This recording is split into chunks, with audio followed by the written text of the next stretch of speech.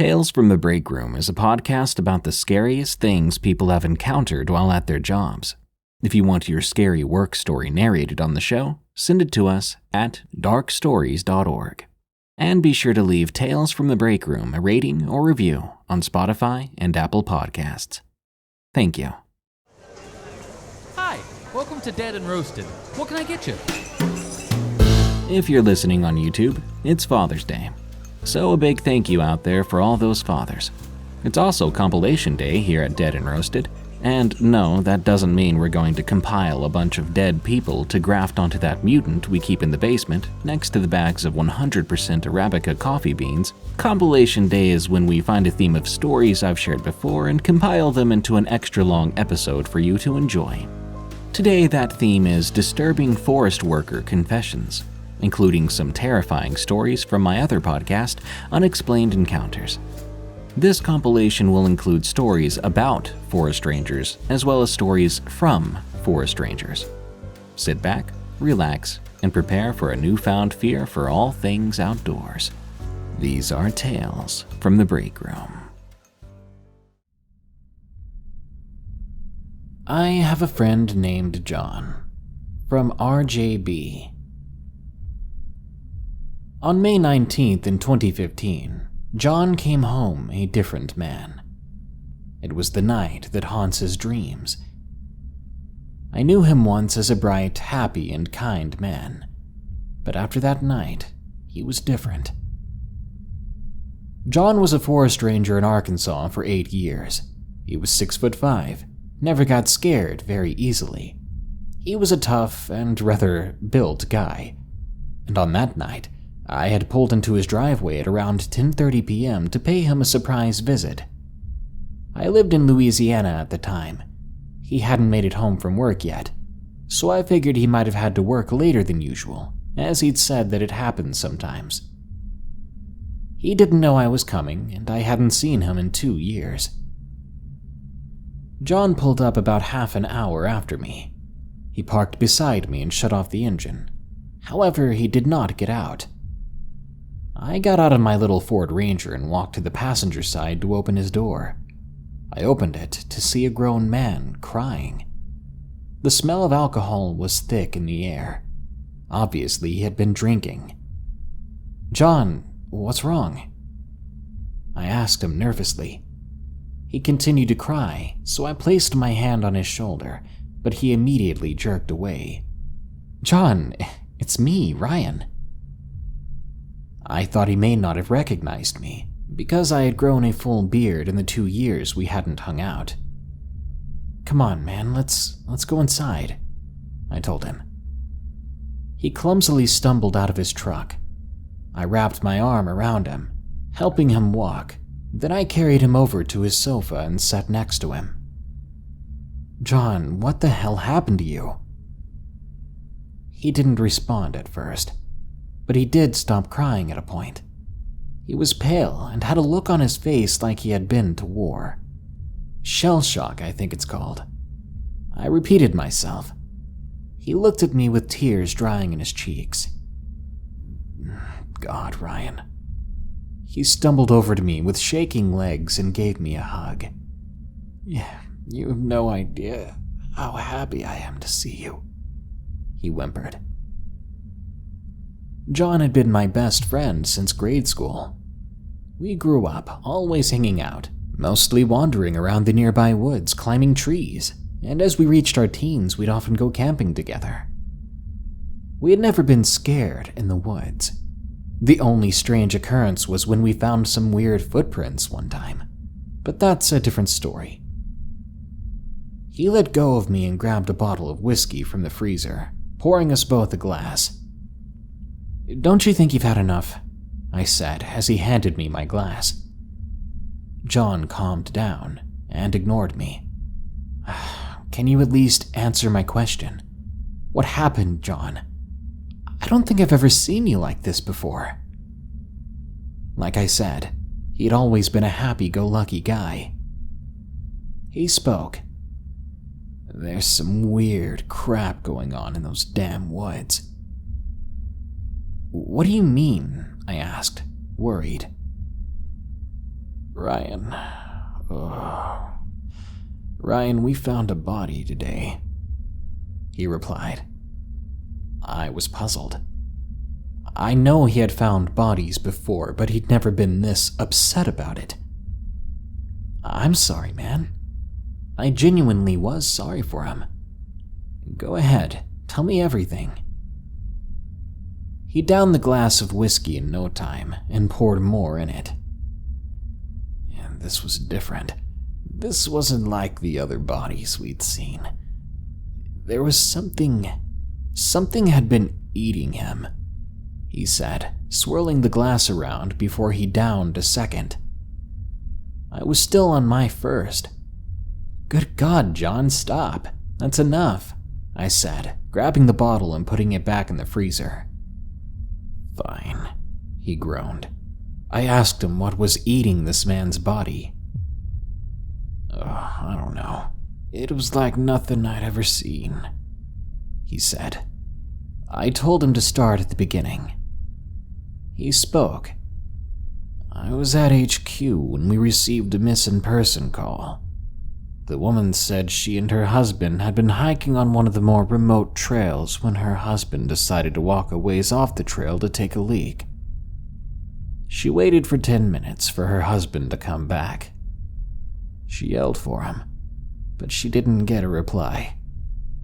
She went into the trees in the direction she saw him go, but she didn't find him. She instead found blood on the ground. That's when she called us. My coworker Bill and I immediately packed our gear and headed to the location he was last seen. We didn't have to go far, because we found an arm about 100 yards off the trail, and the rest of him was about 50 yards further. The sun had already set, but we had our mag lights. When I found him, there was something else, something squatting over him, and I could hear it tearing flesh off his body as it was ripping chunks of meat off him and swallowing them. John began to tear up again, but he pulled himself back together and continued. I shined my flashlight to get a better look at what it was. I should have just ran. God, I just froze, though. Bill was just terrified. We couldn't move. It stood up and turned around towards us, giving us a full view. It was tall, about 7 feet. Its skin was pale, almost gray, and seemed like the skin was painfully stretched over old bones. It was so thin. It had a single large, pure black eye on the left side of its face, too. Its mouth opened, and it made this weird insect-like clicking sound. It didn't even have a normal mouth. It opened up like a bloomin' flower, like petals filled with rows upon rows of teeth. The mouth seemed to vibrate, too, as it made the sound. He paused, grabbed a cigarette from his pack and lit it. He took a long puff and exhaled.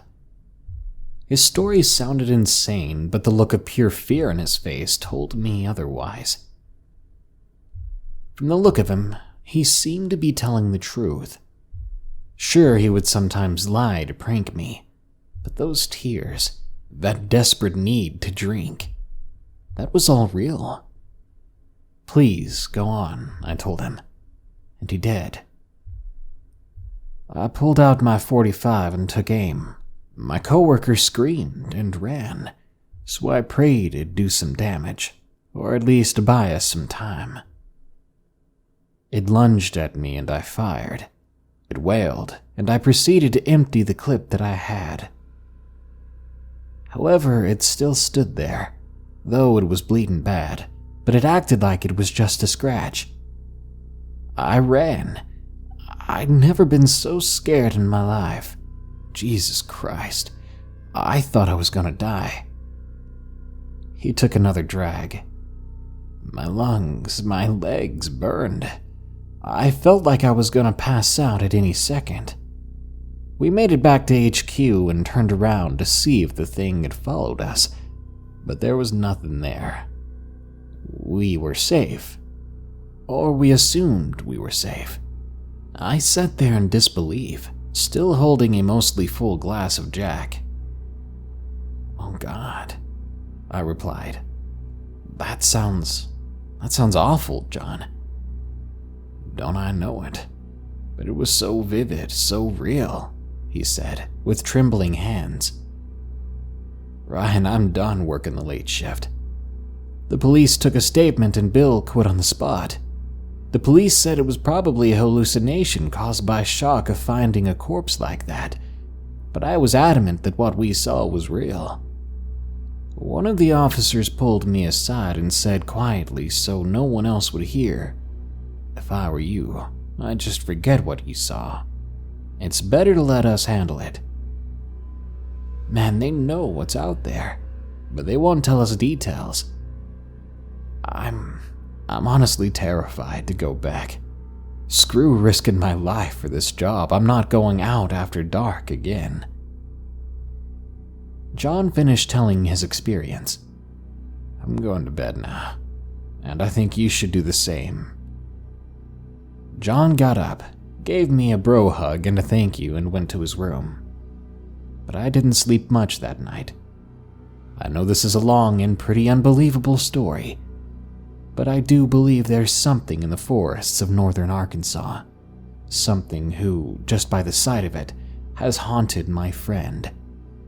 Whatever it is, it doesn't care if you have family or friends.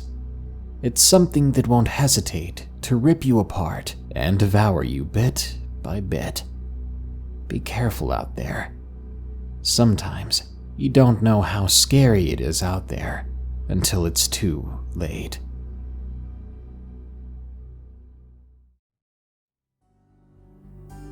The Lost Hiker, from an anonymous 4chan user.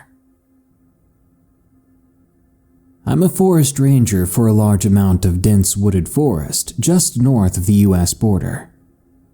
At 1200 hours one day, I just signed on to my shift.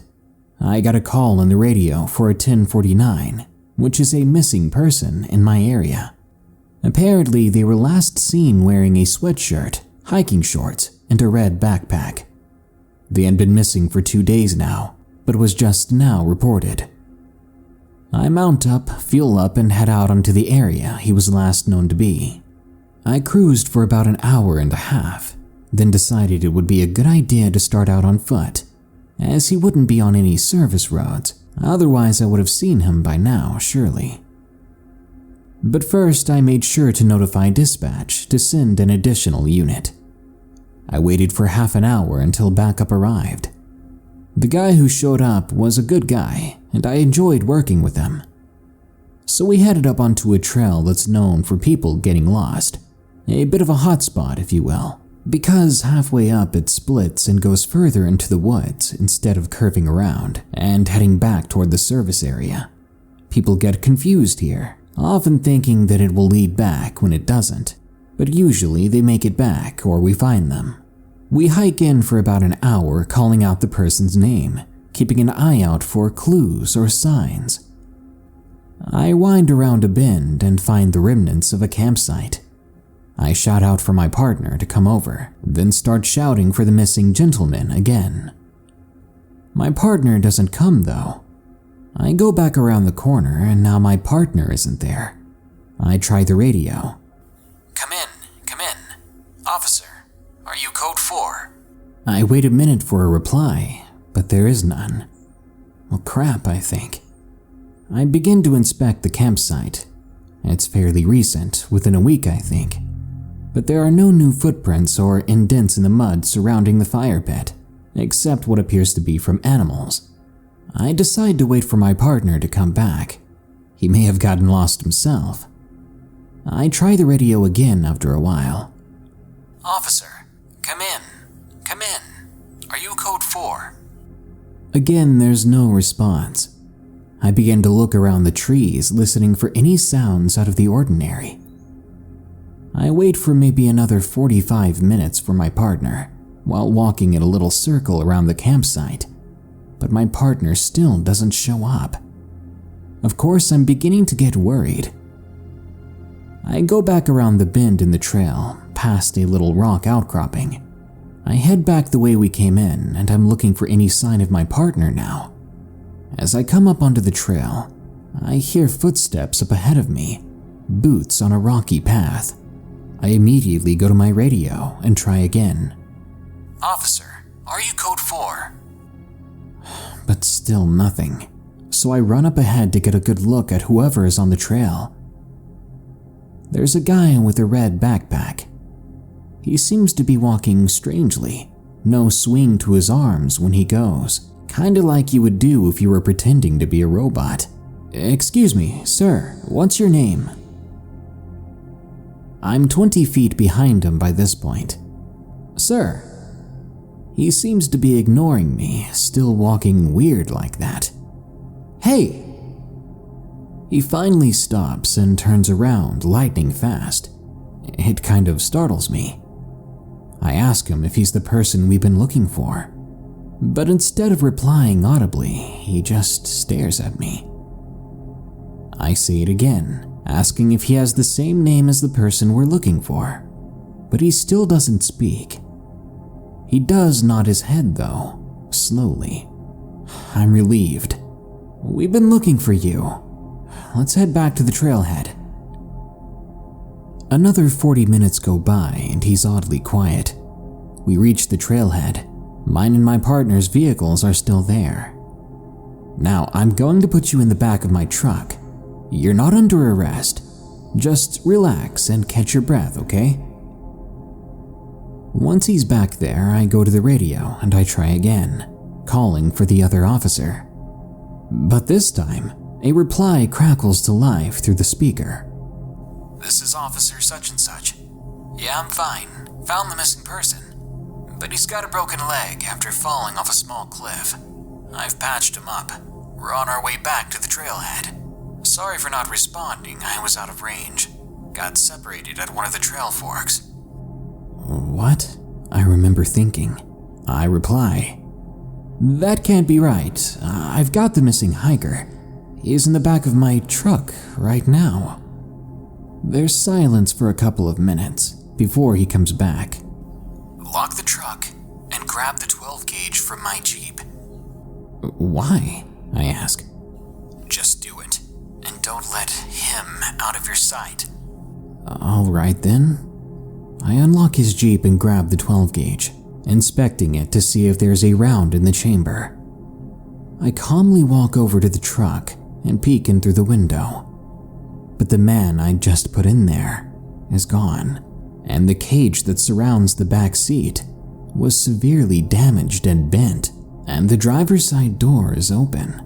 I swing around the other side of my truck and peer into the cab, but there's no one there. I close the door and climb into the bed, sitting on the roof for the hour and a half, ready to see anything and anyone, and utterly terrified. Until finally, my partner comes back with the injured hiker. He looks at me. "You let it go?"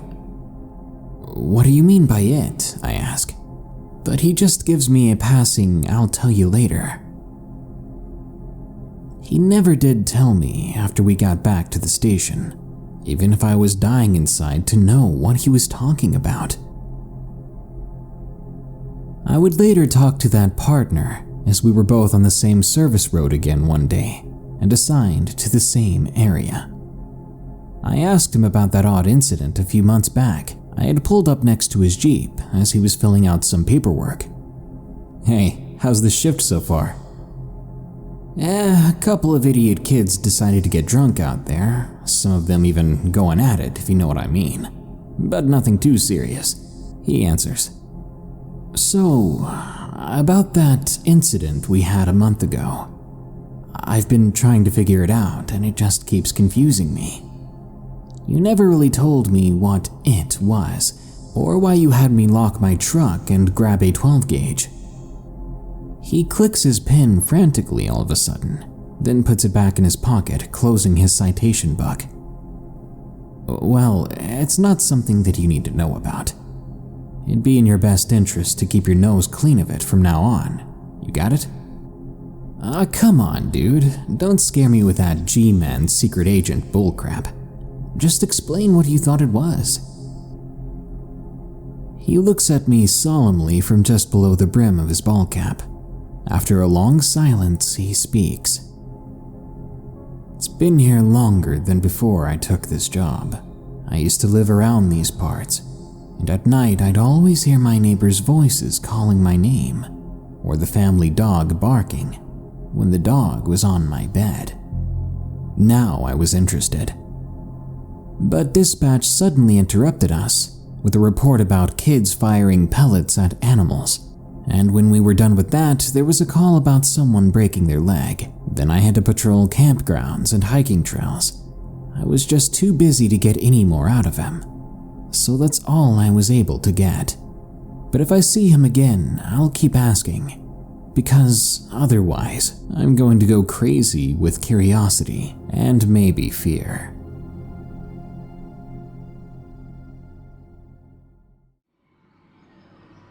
Stairs.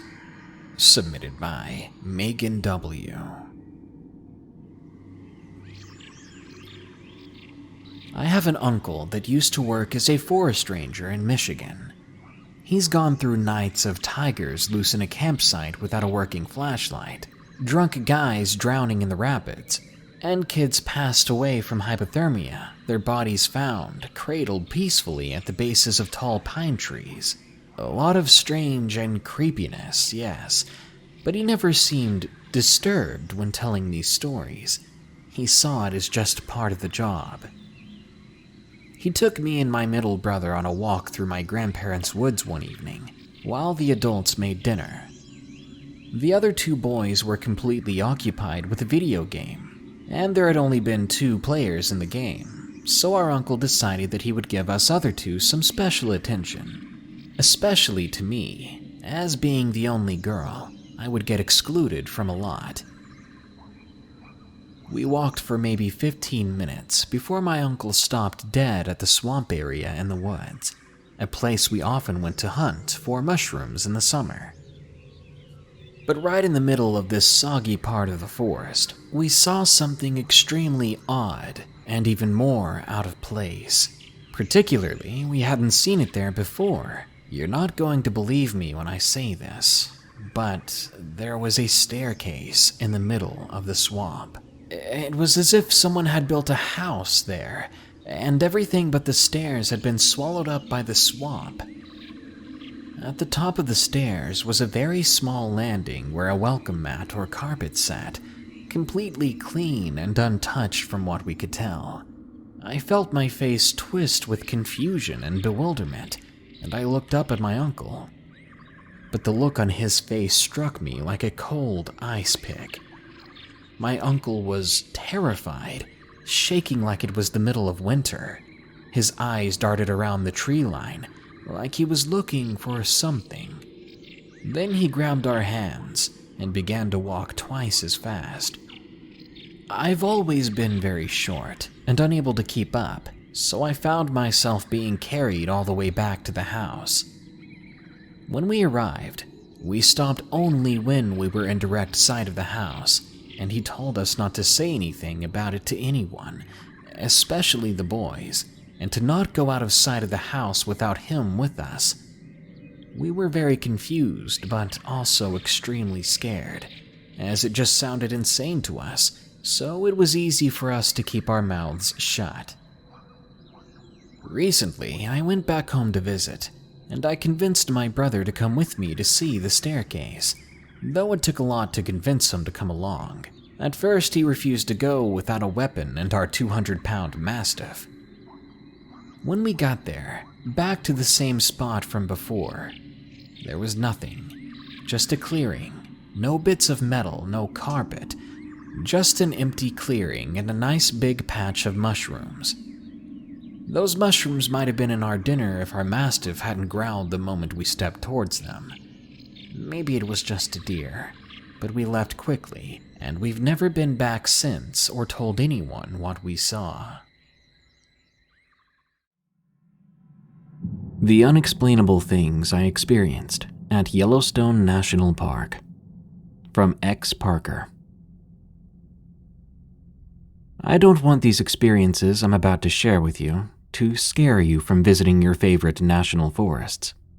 Go out into nature. Enjoy yourselves. It's healthy for you and your children. Simply take this recollection as a warning. Things happen out in the woods. Things you can't always explain or be ready for. I worked for Yellowstone National Park in the 90s for a few years before moving to the Ozarks and working as a game warden. As a Yellowstone Park ranger, my tasks were varied. There were times I would act as a tour guide, or at the very least a guest to tourist groups. I would explain facts about the forests, the animals and plants that prosper there, and Yellowstone's history. These were infrequent occasions, however. Usually I would be checking in on campers, hikers, and such, responding to reports of troublesome guests, poaching, littered or even abandoned campsites, campfires left burning, etc. Sometimes I would be tasked with recording data on animal populations, especially when one group became a bit too populated, which can endanger surrounding ecosystems.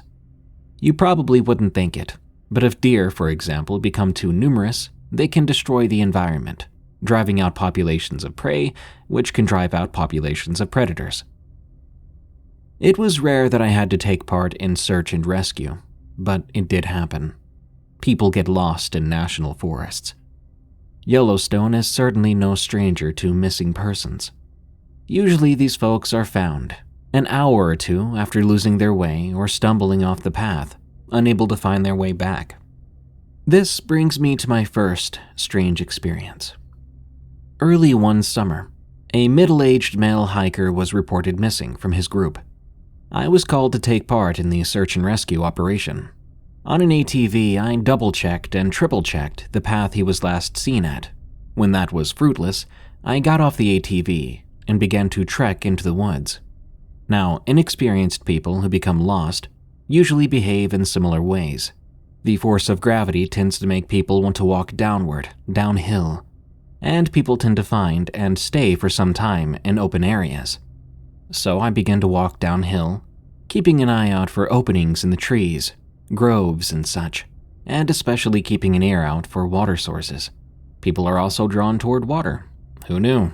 Sarcasm aside, I continued walking, keeping an eye on my handheld GPS. This thing would keep me from getting lost, unless the batteries went out, or if it got too dark to read, because back then the screen didn't have a light behind it. I walked through ever-thickening brush for about 20 minutes, until it became too thick for me to travel through. No problem there. If it was too much for me to travel through, it'd be too much for the hiker too.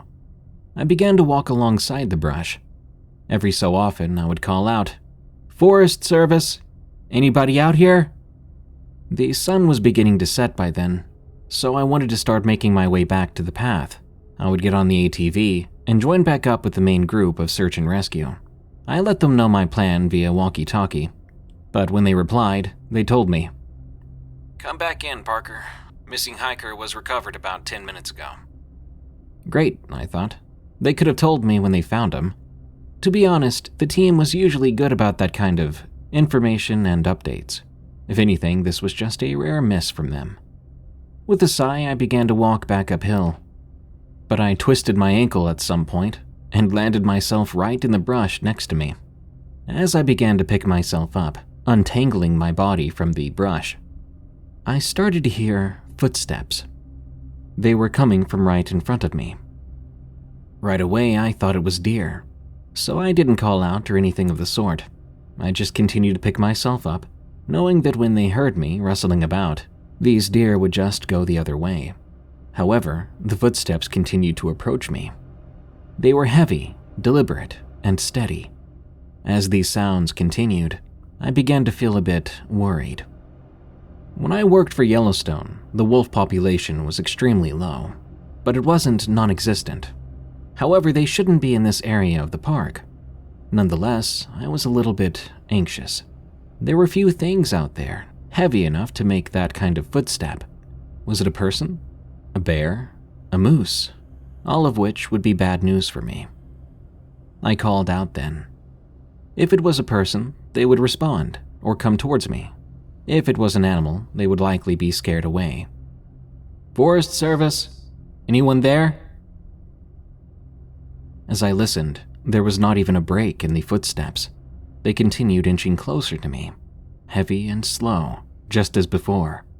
I began to wonder, now why wouldn't a person call back? I started to think maybe it was someone up to no good, or someone who was simply minding their own business. I yanked my left arm, which was still stuck in the brush.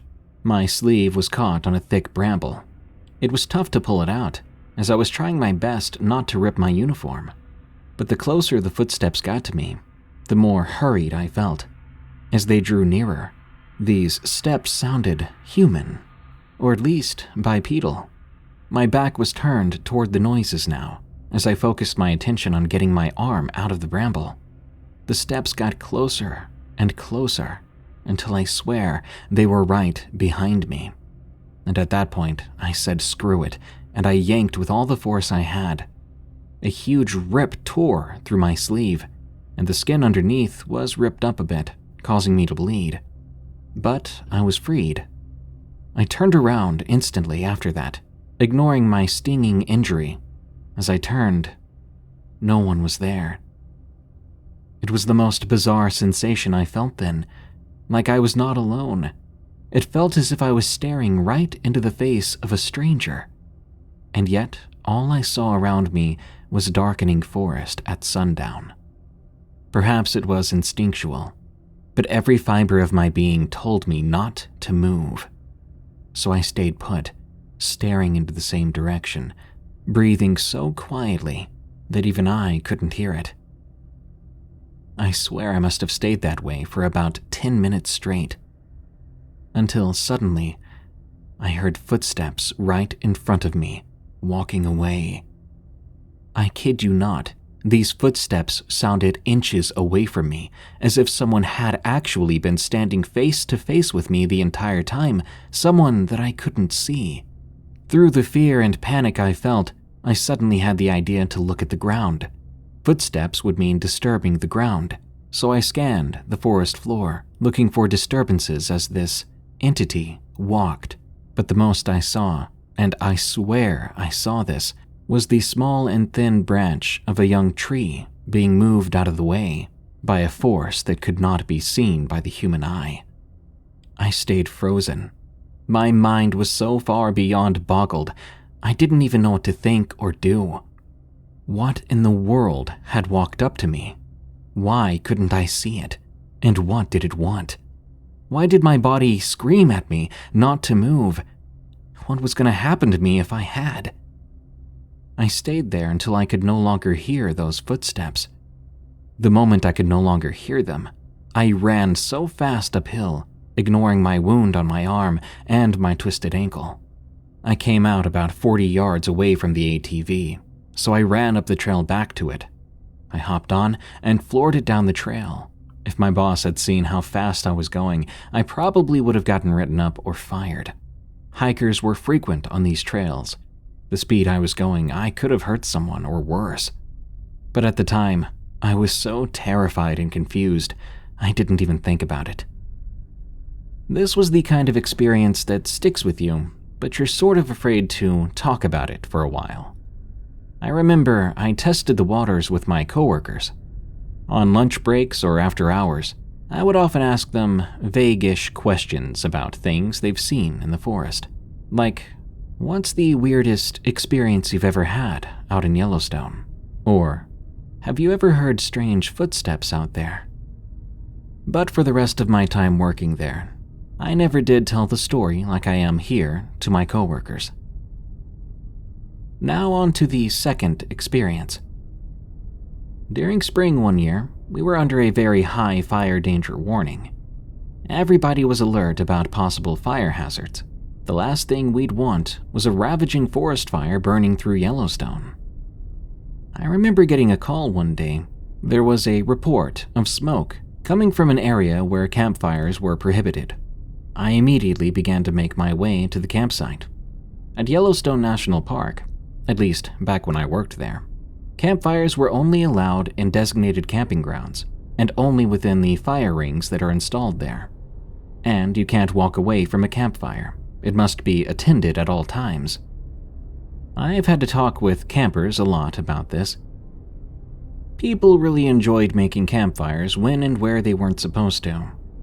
And more campers than I'd like to admit would leave the campgrounds with their fire still going or hot. Remember everyone, if you've got a campfire, put it out before you go and make sure it's cold to the touch. Anyway, before long I was at this campsite. It was nowhere near a proper campgrounds.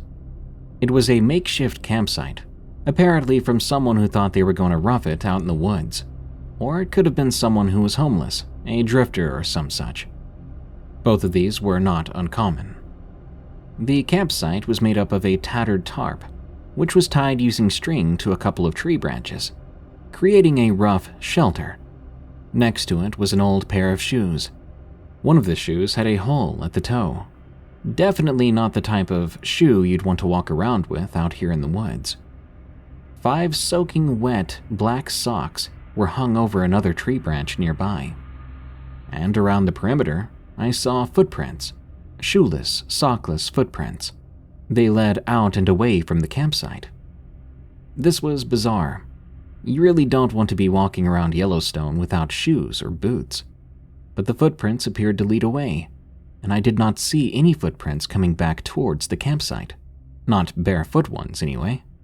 My assumption was I'd happened upon their campsite while they were temporarily gone.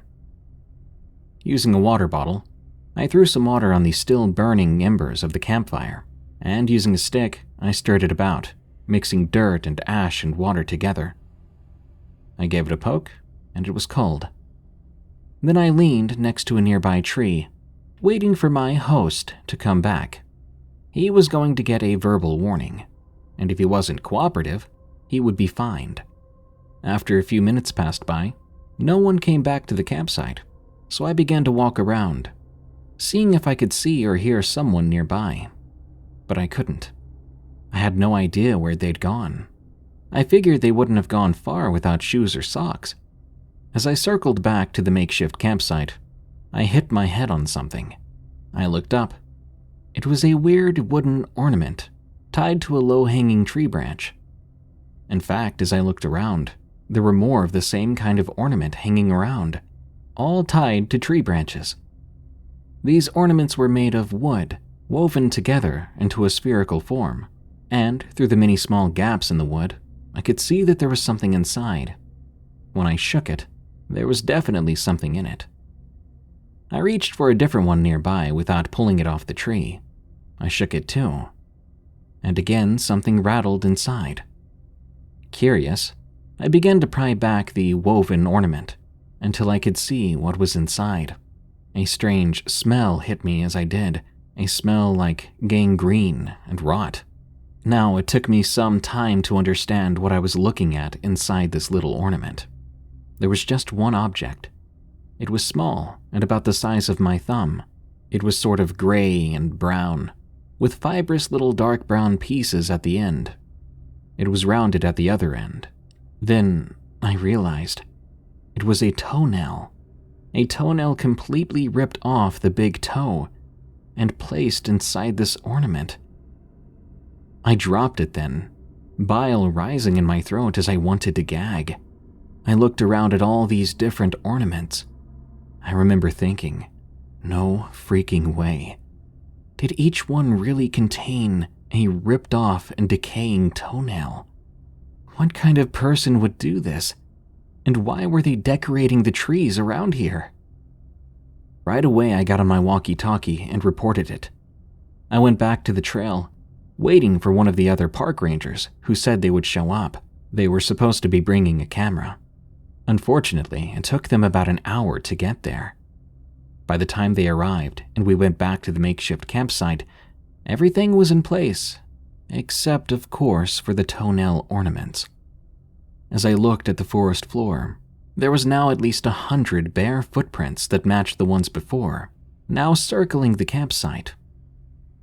Whoever had been camping here had come back the moment I was gone, and they took their disgusting decorations with them.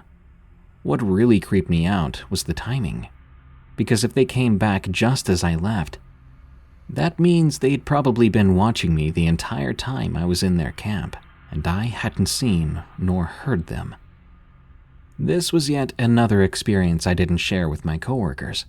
After all, the guy came back and got all the disgusting evidence I would have showed them.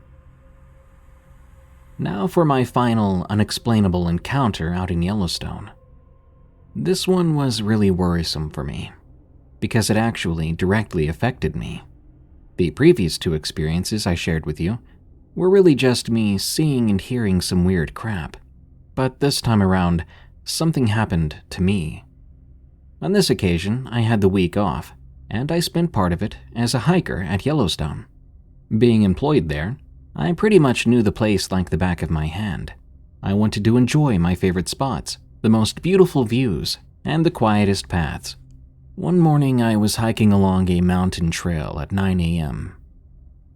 Mentioning the time here is very important. I had come to a bluff with a gorgeous view, so I sat down there and enjoyed some granola and cold coffee for the next half hour, so by then it would be around 9:30. It was a gorgeous cloudy day, and it was starting to sprinkle. Fine by me. I'd brought a poncho, and there was a gazebo not too far from here for shelter. I looked at my watch, 9:32 a.m. to be exact. I began to stand up then. That's when it happened. It was so strange. I'd felt perfectly healthy that entire morning. But the moment I stood up, I felt lightheaded and dizzy. Now, you know how sometimes you can't help but stare randomly somewhere? Kind of like a yawn for your eyes. Well, that happened to me. I stood there, eye yawning into the cloudy sky, waiting for my faint spell to be over with. As it faded only seconds later, I looked back at my watch. Not sure why I did. Perhaps it was because that watch was new, and I was fond of it at the time. 1:24 p.m. I squinted my eyes and tapped the watch face.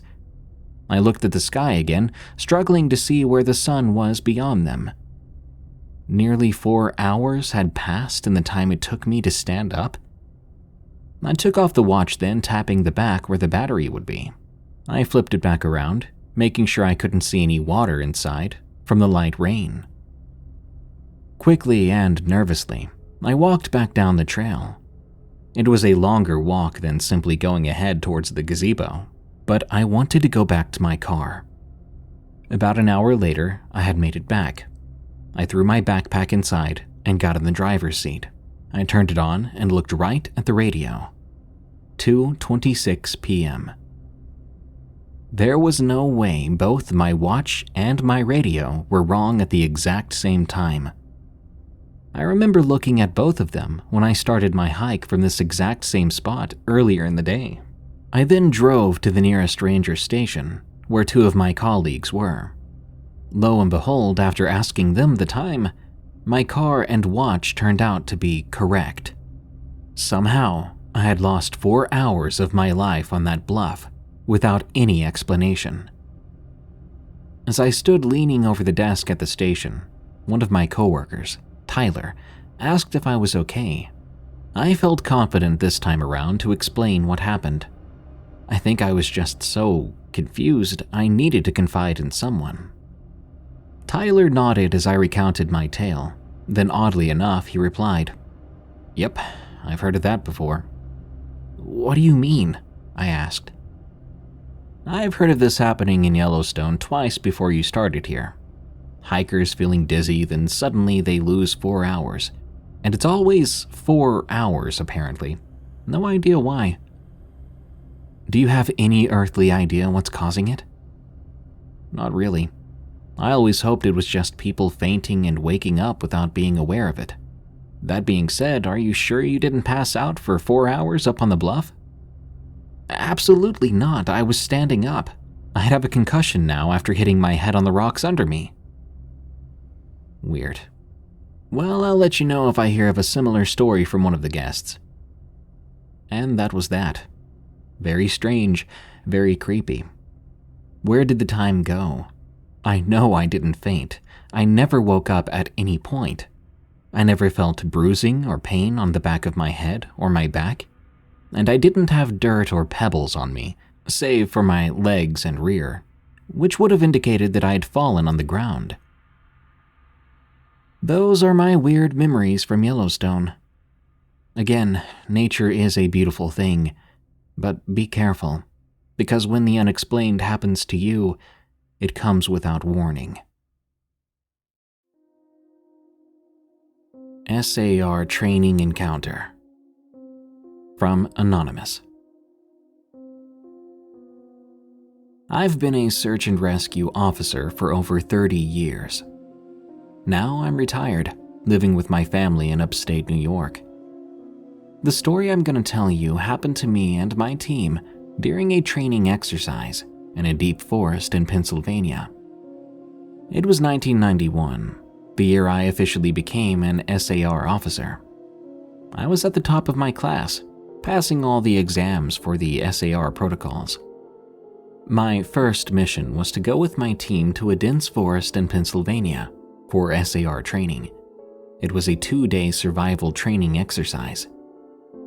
We prepared all the equipment we needed for the mission, including communication systems, climbing gear, warm clothing, and everything else. Food and water, of course, too. We were carried by a helicopter heading to Pennsylvania. Captain McMillian was quick to remind us this was just a training exercise. When we reached the dense forest of Pennsylvania, we landed on an open field that marked the LZ, where the training exercise started and ended. We marked the field for our LZ with yellow tape, surrounding the whole area. Then we all headed out into the forest for our training. We found the perfect spot for our camping site, only 2 miles away from our LZ. It was better to stay close than too far away. As we unpacked our gear, preparing our equipment, we started a bonfire, relaxing while cooking our food. After that, we all went to our tents and slept for our training the next day. Day 1. Securing and monitoring. Early in the morning, Captain McMillian woke up and went out to secure the area, monitoring all the surrounding places. We'd set up a training dummy on top of a tree and left clues all around the forest. Around 6 a.m., Captain McMillian woke everyone up. He got us ready for breakfast before the training began.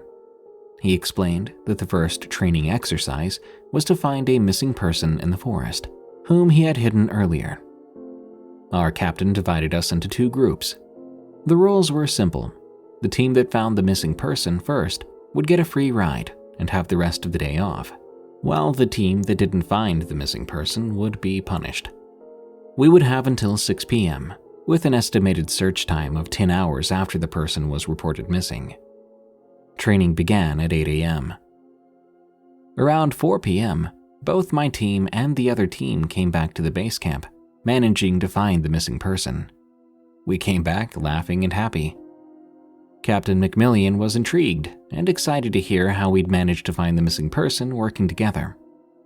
As the day came to an end, we all relaxed and talked until everyone got tired and went to bed. Day 2. First aid, navigation, and survival. The final day had arrived. The focus of the day would be on the most basic training skills for a search and rescue officer. Early in the morning at 3 a.m., Captain McMillian woke up everyone. He reminded us it was the final day, and he wanted to test if we were capable of performing the most basic S.A.R. training. He blindfolded all of us, led us into the forest. About 2 hours later, we arrived somewhere, and he allowed us to take off the blindfolds. He told us to use our skills to find the LZ. He said he'd left no clues for us to find our way back. Captain McMillian laughed, saying, "The helicopter will be here at 8 p.m. I'll signal the helicopter with yellow smoke, and I'll see you guys back at the LZ. I hope." Then he left. We were all taken by surprise, but this was part of the training. We would have to find the LZ before the helicopter arrived. We worked as a team, trying to figure out where the LZ would be located from here, relying only on the skills we'd been taught. All I remembered was that the LZ was likely located in the northwest.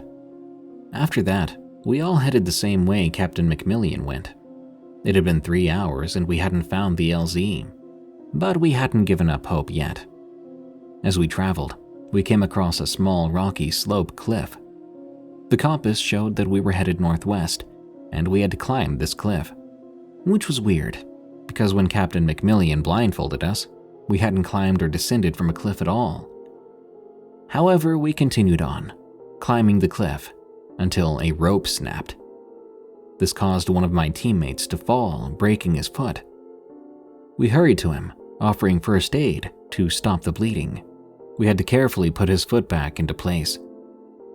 We were all horrified, but this was part of the training. We couldn't leave anyone behind.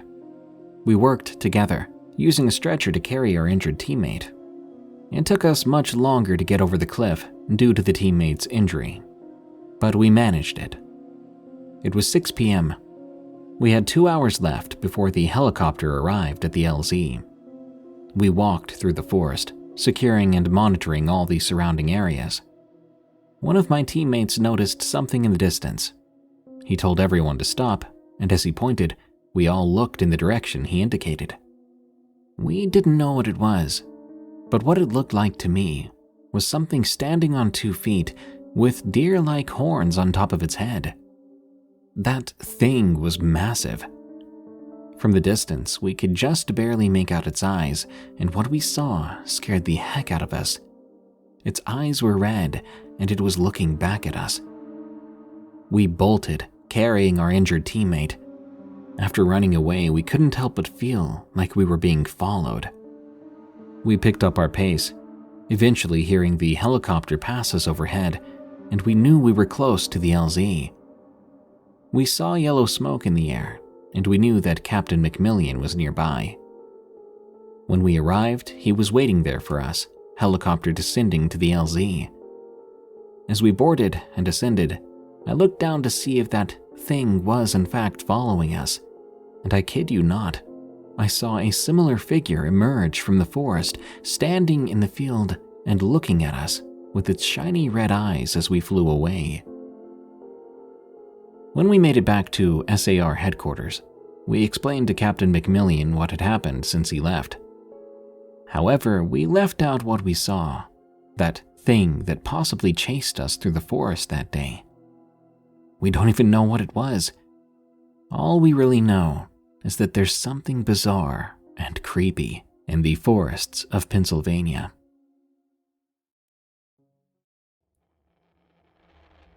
Paranormal Park. From Kenn.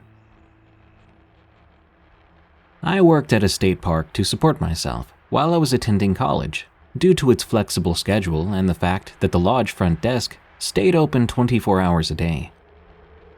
Since I was in college full-time, I went to classes during the day. Then I would work after that from 3 p.m. to 11 p.m., tending to the front desk of the lodge.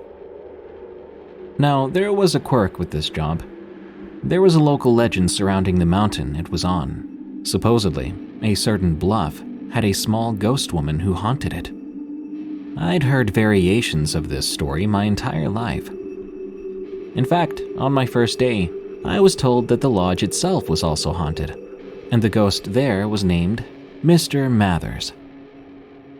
I've never been much of a believer in the paranormal, so I just took what they said with a grain of salt.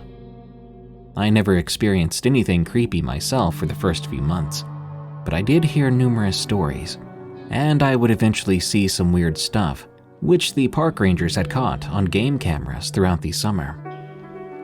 Once the winter rolled in, all the guests go home and the park becomes eerily quiet. That's when the ghosts come out to play. The first few run-ins I would eventually have with the supernatural were just things like brooms and fire pokers being knocked to the ground. Eventually, things would progress, and I would begin to hear little feet running about the lobby when I was the only one left in the building. A lot of noises I tried to explain away myself, just reminding myself that the lodge was built during the Great Depression. The buildings were old and were probably just making some weird noises due to that.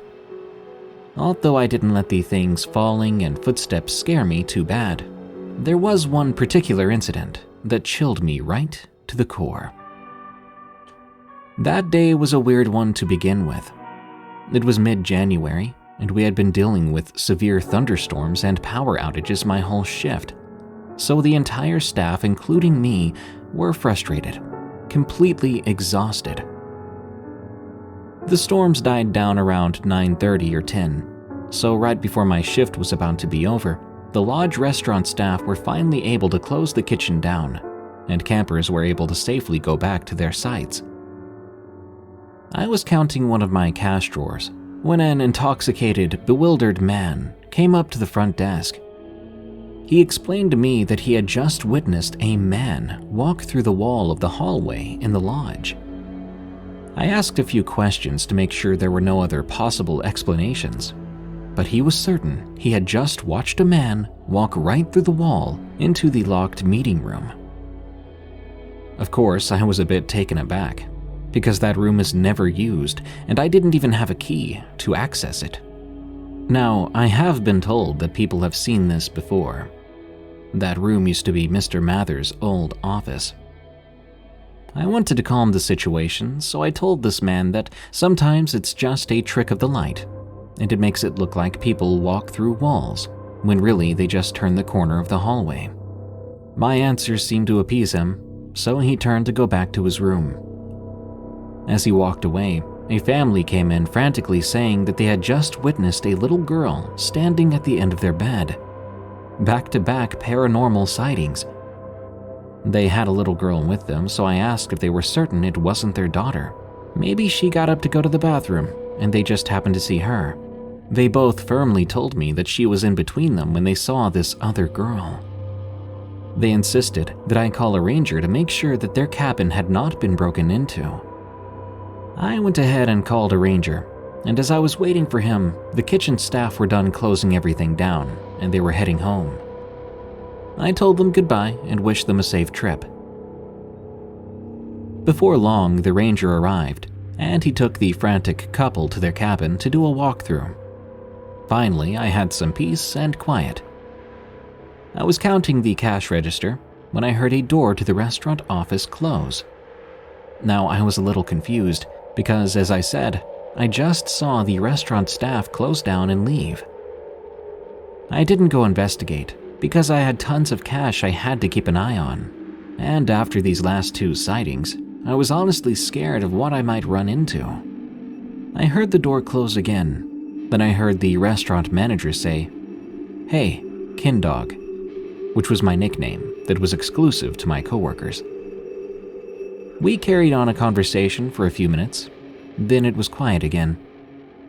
I couldn't see the office door from where the cash register was, so I was used to blindly talking to coworkers from around the corner, and I didn't think too much of it. When the nighttime auditor came in, I went to go talk to the person who I thought was still in the office, the one I just had a whole conversation with. I turned the corner to go to the restaurant office, and the hallway light was off. I thought that was strange, but I went ahead and reached for the doorknob. My heart sank when I turned the knob, because the door was locked. I was thoroughly freaked out and beyond ready to go home. As I was quickly gathering my stuff, I got a message from the person who I thought I was conversing with only 10 minutes ago, saying she didn't have power at her house. My heart nearly stopped. She lives 45 minutes away from where we work. There was no possible way that she could have been talking to me and made it home in only 10 minutes. I didn't tell the night shift worker what had happened because I didn't want to freak her out. However, the next night, I did tell the ranger about all the weird things that happened. He laughed at me and thought I was crazy, so he pulled up the security camera. Sure enough, you could see my coworkers leave. You could see me counting money, and then see me having a full-blown conversation with whatever was behind that locked office door. I hated working alone after that, but nothing that creepy ever happened again. I would still hear the little footsteps and stuff falling on occasion, but no one ever directly addressed me after that night. Predator Control Officer from Mattoman. I live in a rural area, in an otherwise densely populated county in Utah. My career has been nightmarish thus far, even though I've chosen safe career paths. I decided to leave finance to pursue security, then decided to pursue a low-key job with the county as a predator control officer. I know what you're probably thinking, but it's not predators like offenders of a certain type, if you catch my drift. But what it means is predators like coyotes. There is a coyote bounty in Utah due to overpopulation and the subsequent effect on the rural community, but this also includes mountain lions too, which occasionally make their way into neighborhoods. There's also bears, who mostly just like to eat garbage. The application was easy. I applied and they asked if I was experienced in hunting and the wilderness. They asked if I was clerically qualified, as I would also be in charge of paying for coyote bounties and keeping track of all those records, on top of the hands-on work I would be responsible for. They said that the last employee left suddenly and did not go into any more detail. For a job that paid as little as this, I wasn't surprised, and I didn't ask questions. Though the pay was low, the job was enjoyable. I spent much of my time in the great outdoors. They first showed me the ropes in the office, but given my background, I learned quickly and moved to the outdoors portion of my duties. For a while, there were no major incidents, just some calls to dispatch some coyotes that had been harassing livestock, taking chickens in the dead of night. In one instance, a coyote made its way into someone's home through a dog door. It killed their dog in the living room, then left. That's pure insanity if you ask me. Never heard of a coyote brave enough to enter someone's home. My 10th or so instance in the field is when weird things began to happen to me. There was this pack of coyotes. They'd been killing goats and sheep at a local apple farm multiple times a week. This apple farm contained thousands of acres of apple and peach orchard and ran a successful business selling apple-only products and was well loved by the community. People driving through town would stop just to get some apple cider ice cream from this little retail barn the farm runs. Anyway, the goats were important, as things like goat's milk are a common commodity, and the wool from the sheep allowed them to hand-make children's toys that kids loved, including my own. This farm orchard is located at the base of a large mountain range, totaling approximately 10,000 feet in elevation, and a large canyon right down the middle where freezing gusts of wind like to shoot down right into town.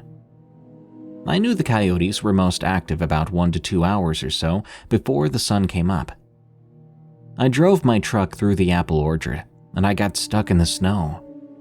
There was yet another blizzard that year, totaling about 70 feet of snowfall since October. Despite this heavy snow, it was fairly warm, 32 degrees, a rare day off without large gusts of wind from the canyon, which would play to my advantage. I got out of my truck and took a big breath of crisp winter air. Large snowflakes were already piling onto my hair and glasses. My feet crunched on the powdery snow. This was dry snow, the kind you can't quite make snowmen out of. I grabbed my AR-15 from the back of the truck. I had it painted white to match my white camis, which I wore to blend in with the snow.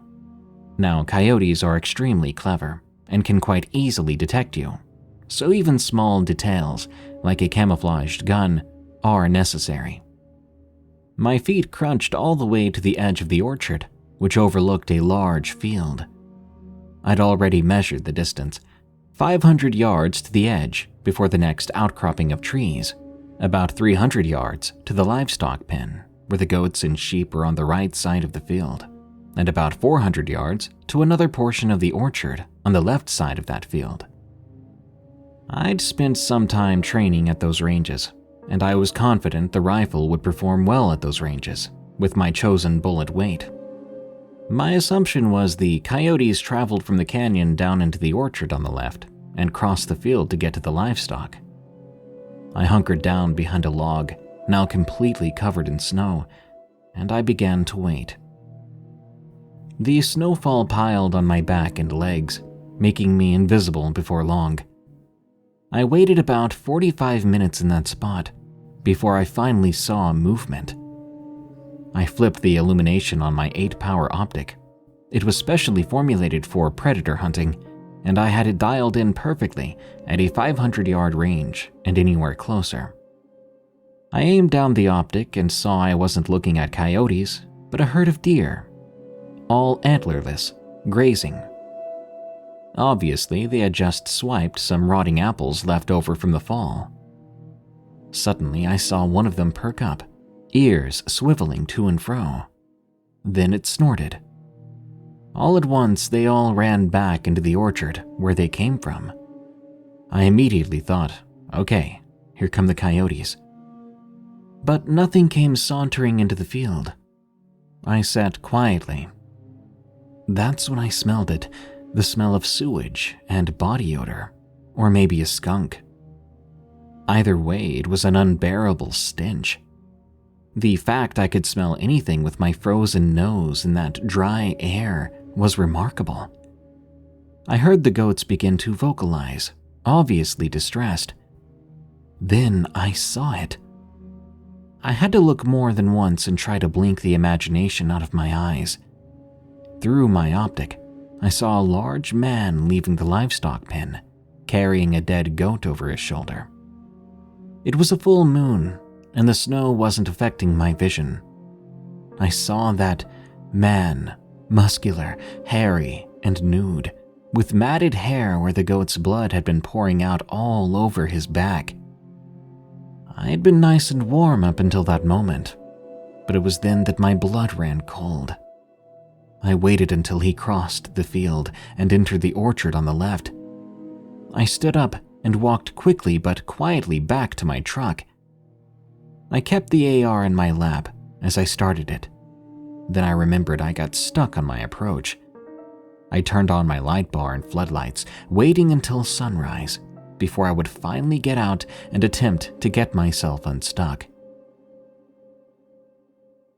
A couple of hours later, after the sun came up and I was finally unstuck, I made my way to visit the farmer to let him know that I was unsuccessful in finding the coyotes, and I left it at that. I was asked to return to finish the job later in the week, but I conveniently called out that day. My boss took the shift instead. To this day, I'm curious as to what he saw. The last guy before me probably saw it too.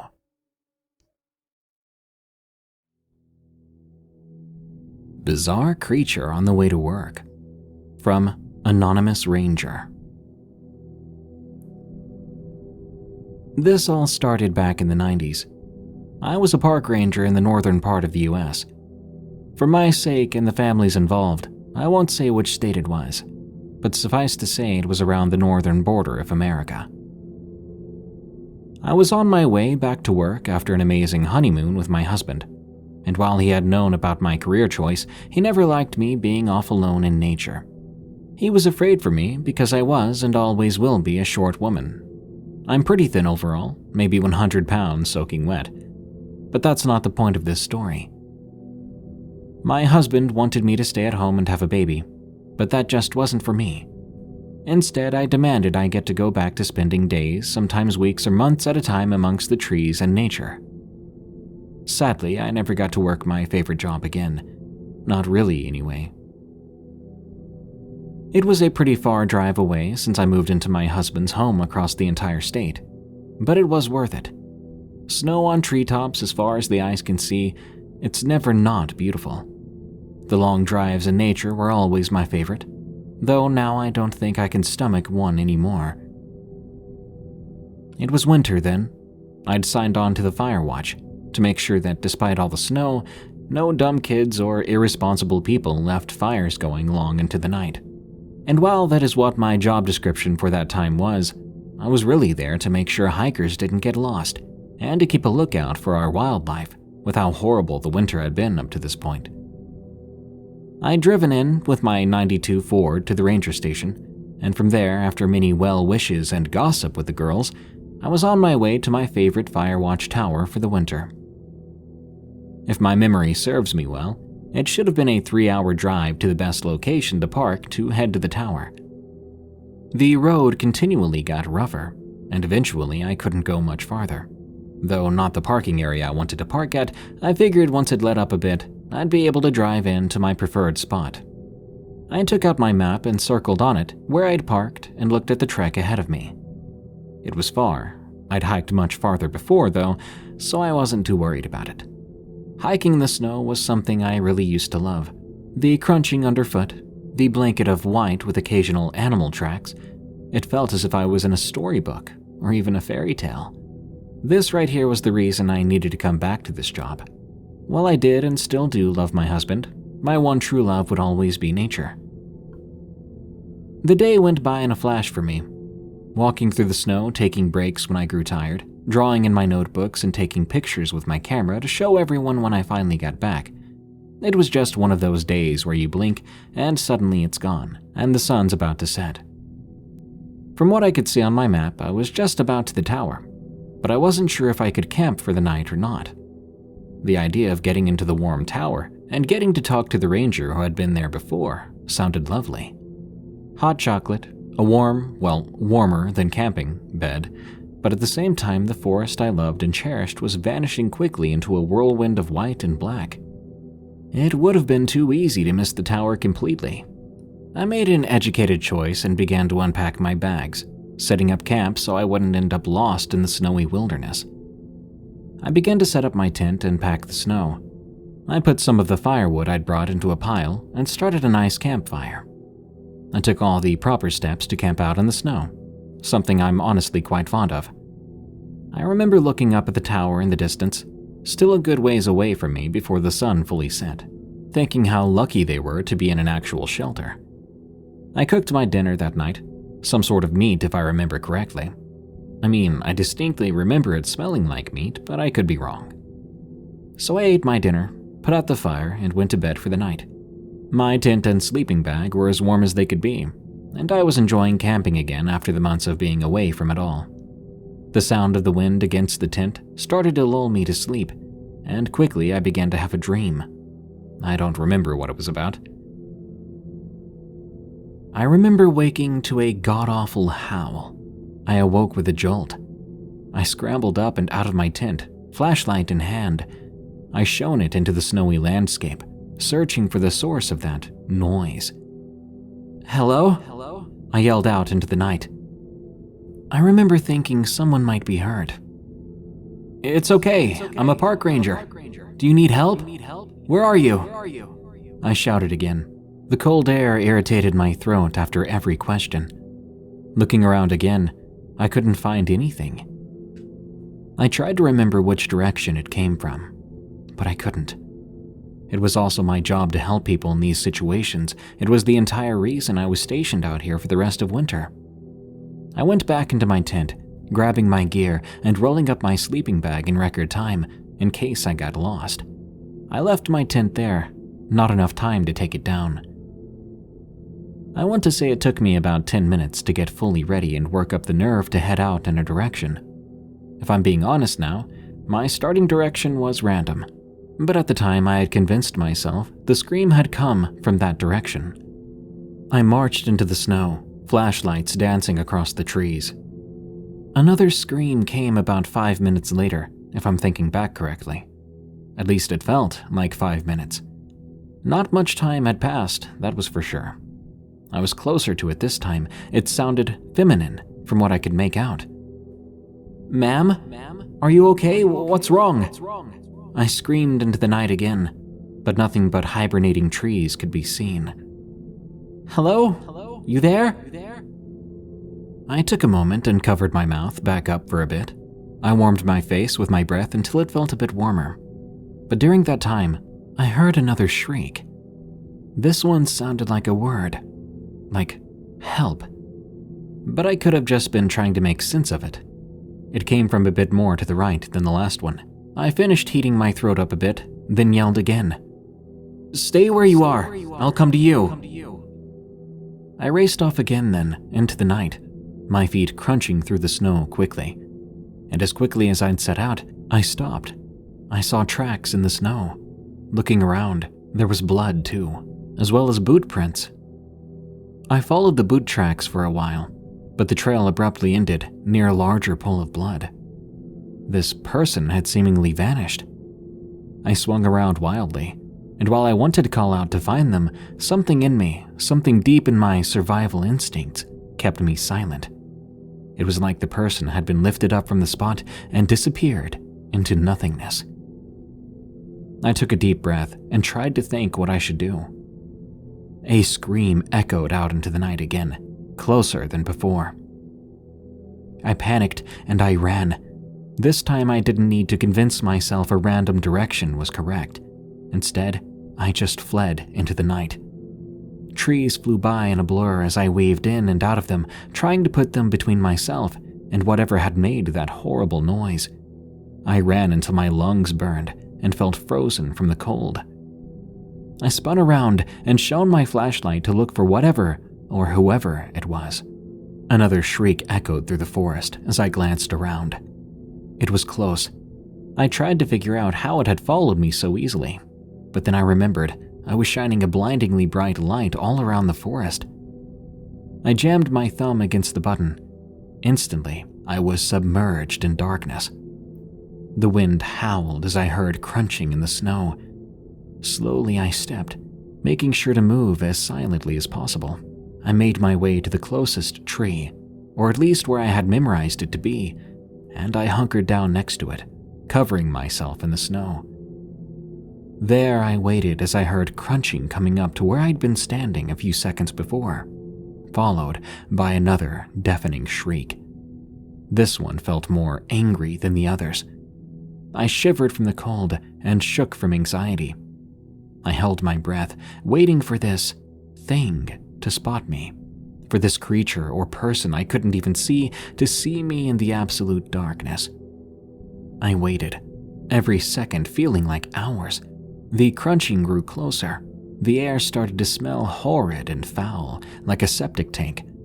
I prayed silently as it got closer and closer and closer, until it went past me. I stayed still, waiting for it to pop out from the other side and snag me. But when it never happened, I thanked my lucky stars and quietly got myself up, ready to go again. I had a single goal in mind: get to the tower and report either a rabid animal or a deranged person, and report a possible missing person. Then the police would be involved. I turned my head around toward the tower, or where it should have been. I was always good at navigating in the dark, a special talent of mine, or maybe I was just always lucky. I started off in that direction, going as slowly as I could. The whole time, I kept an ear out for that person or animal. By some miracle, I found myself clutching onto one of the legs of the tower soon enough. I climbed the steps slowly, making sure that my footsteps wouldn't alert anyone of my presence. At the top, I saw the lights were out, but the dim glow from some electronic device illuminated the room lightly. I don't know exactly what it was. I pressed my hands against the glass and squinted in. I saw someone lying there on the bed. I knocked on the door to wake them up, but they didn't stir a bit. I knocked again, louder this time, but still nothing. I grabbed the door handle and opened the door. It was unlocked. I walked inside and checked on this person. I shook them, hoping to wake them up, but still nothing. I took a deep breath, then I clicked on my flashlight. Red everywhere. The person lying there had been turned into a bloody mess. I looked at my hands and saw them drenched in blood. I screamed. I knew I shouldn't have, but I did. There was nothing else I could do. Another shriek from that person or thing outside responded to me. I panicked and slammed the door closed. I quickly dragged some furniture in front of it and ran to the radio. It was completely busted. I looked around and I saw what had been illuminating the room. An old alarm clock. Its dim green glow was too bright now, though. I spun it around and scrambled to pull out the batteries. Then I prepared myself as best I could. I decided to huddle in for the night. Come morning, if I survived, I would make my way back to my car. For the first bit, I actually started to feel hopeful. There were no noises, no shrieks, nothing. That wasn't until I heard the steady thuds of steps going up the tower. Thud, thud, thud. I searched around desperately, trying to find a place to hide. More thuds. I decided that despite how it always ended in the movies, I hid underneath the bed and I prayed. I waited. The thuds continued all the way up to the door, when I then heard a crash against it. The glass from the small window shattered. Another crash. The couch squeaked across the wooden floor.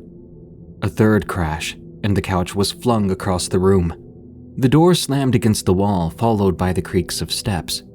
The wood groaned under its weight, whatever it was. I heard sniffing and more crashing about the room.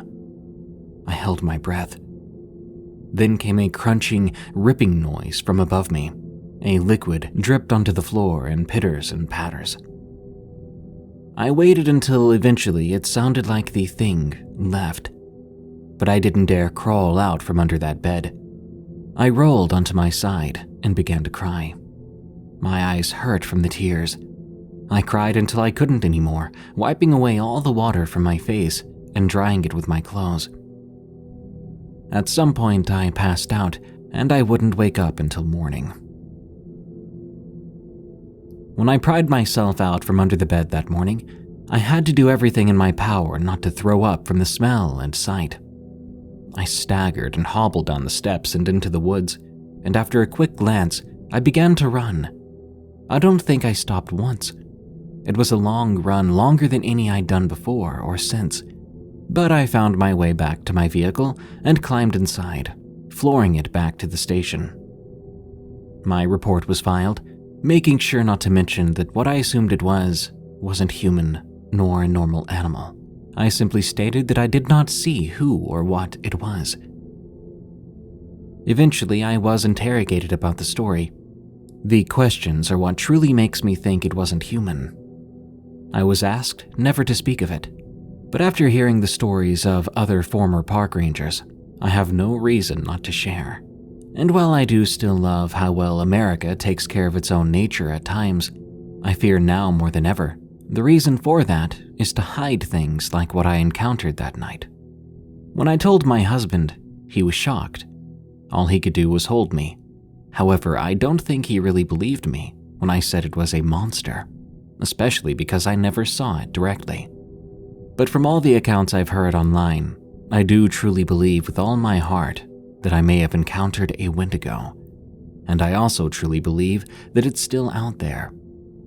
With every missing person that's filed in these national parks, I consider myself luckier and luckier that I was not added to that list, that I wasn't hunted down and killed by it. What kind of bear was that? From an anonymous 4chan user.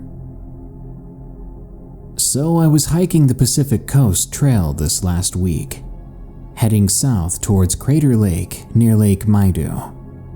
As I cut across one of the other trails, a couple of Forest Service guys hike up from the east. One is clearly an LEO in full kit with an AR-10. The other guy isn't LEO, but he's got a rucksack covered in smoke canisters and carrying a massive saw with teeth an inch deep. An odd sight to say the least. As we're about to pass each other, they stop me. They ask me how I'm doing, and then they ask me if I had seen anything odd around here. I tell them I'm just hiking the Pacific Coast Trail, and admit that I haven't seen anything weird of note lately. But I ask them why they ask that. They say something about a problem bear near one of the upper lakes that they'd been chasing off with pepper grenades, and to watch out since I'm alone out here. I shrug and thank them for the info as I keep hiking. I set up my camp a mile or so down the trail. A bit after dark, I hear these shots ring out. They're coming from the west. All night, every couple of hours, I hear these shots, slowly circling around along the west to the south. I don't get any sleep. A bit before dawn, I hear another volley of shots and a horrendous noise to the east. Honestly, sounded like a pig getting stuck, a really big one. The noise stops a bit after dawn. I climb out of my tent and begin to pack. Then I start hiking south.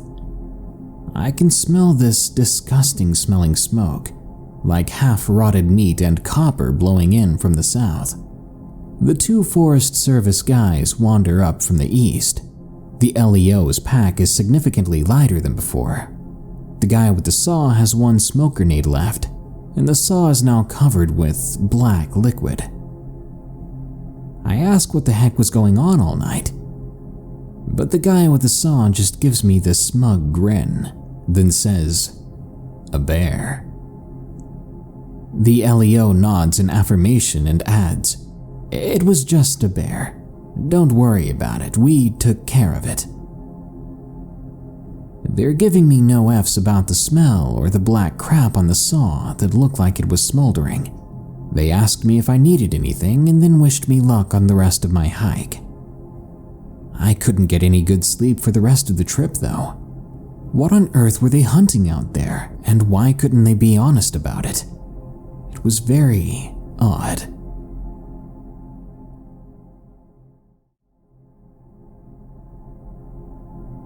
The Kid, from an anonymous 4chan user. I was going camping with this group of about 10 to 15 people for some voluntary Forest Service and ranger work. There were only 4 other people around my age though. The rest were either really young, around 13 to 15, or in their late 40s. The 4 others I was with were pretty good friends of mine. We usually didn't get much sleep whenever we were spending a weekend together. The trip lasted for 3 days. It was spring break, and I hadn't slept the night before, but I was used to going on no to little sleep, so I had no problem when one of our 4 suggested that we go on a hike. We decided to go pretty late at night so none of the youngsters would follow us in. Unfortunately, our plan did not work, so we ended up with an entire pack of teenagers following us. We had an obligation to watch them too, because 3/5 of us were volunteers. We really didn't have a choice now that they were with us. That being said, we decided to make it short. We would take them on a pretty rough hike so they wouldn't come with us whenever we went hiking the next time. This ended up being a bad idea. We got split up into several groups. I stayed with one group with one of my friends. We had decided to go down a trail where we had spotted some deer earlier. A deer ended up scaring one of the girls who screamed at the top of her lungs and was being skittish about everything out there. It was kind of irritating. Needless to say, the hike was ruined. We ended up quite far from the camp, and while there were a bunch of annoying teens with us, we were convinced that one of the kids from the other group was in the forest trying to scare us, because several points during the night we heard rustling all around us, and we kept hearing this same eerie scream deep in the woods, which sounded like the girl who screamed earlier about the deer. Just like it. Anyway, we got back to camp and told the kids to shut up and go to bed. They were being loud the entire hike and I was done dealing with it. We all set up base next to this trail that led into the woods. We stayed there for several hours before morning, and none of us were able to sleep. When the big guy who left to hunt some deer joined us, I began discussing with him how the deer seemed abnormally large out here. He turned to me with a serious look on his face and said, "Those weren't deer. I almost got right next to one, and all I could see were its eyes, and it wasn't moving. It was almost as big as me." Now keep in mind, this guy was about 6'7", and he's one of those heavy-set guys who looks like he could kill a man with one punch, and he seemed very spooked about this. I thought he was just messing around with me, so I dismissed it. Fast forward to the next night. The previous hike took too much of a toll on the teens, save 2 of them. One of them was this loud chick, and I didn't mind having her around as much as the other kid. The other was a complete idiot. He was loud, annoying, and had a sense of humor equivalent to that unfunny eel meme. He tried making jokes every minute. There was never a moment of silence with this kid. This time only the big guy and the 2 teens were with us. We decided to go see some sights this time. Apparently, when a few of them had gone camping before, they had found this secret room next to an old fort-type building. While we were headed for that room, the idiot kid got separated from us somehow. Don't ask. He seemed to just wander off with his flashlight. We ended up finding him, and he got scolded for being stupid and wandering off at 1 a.m. when he didn't know the area. Instead of being whiny like he usually was, he stayed completely silent. In fact, he seemed to just stare off in a daze. At this point, we hadn't slept for 2 days, and for me, I was going on 3. I chalked it all up to him being tired and not being able to handle the hike.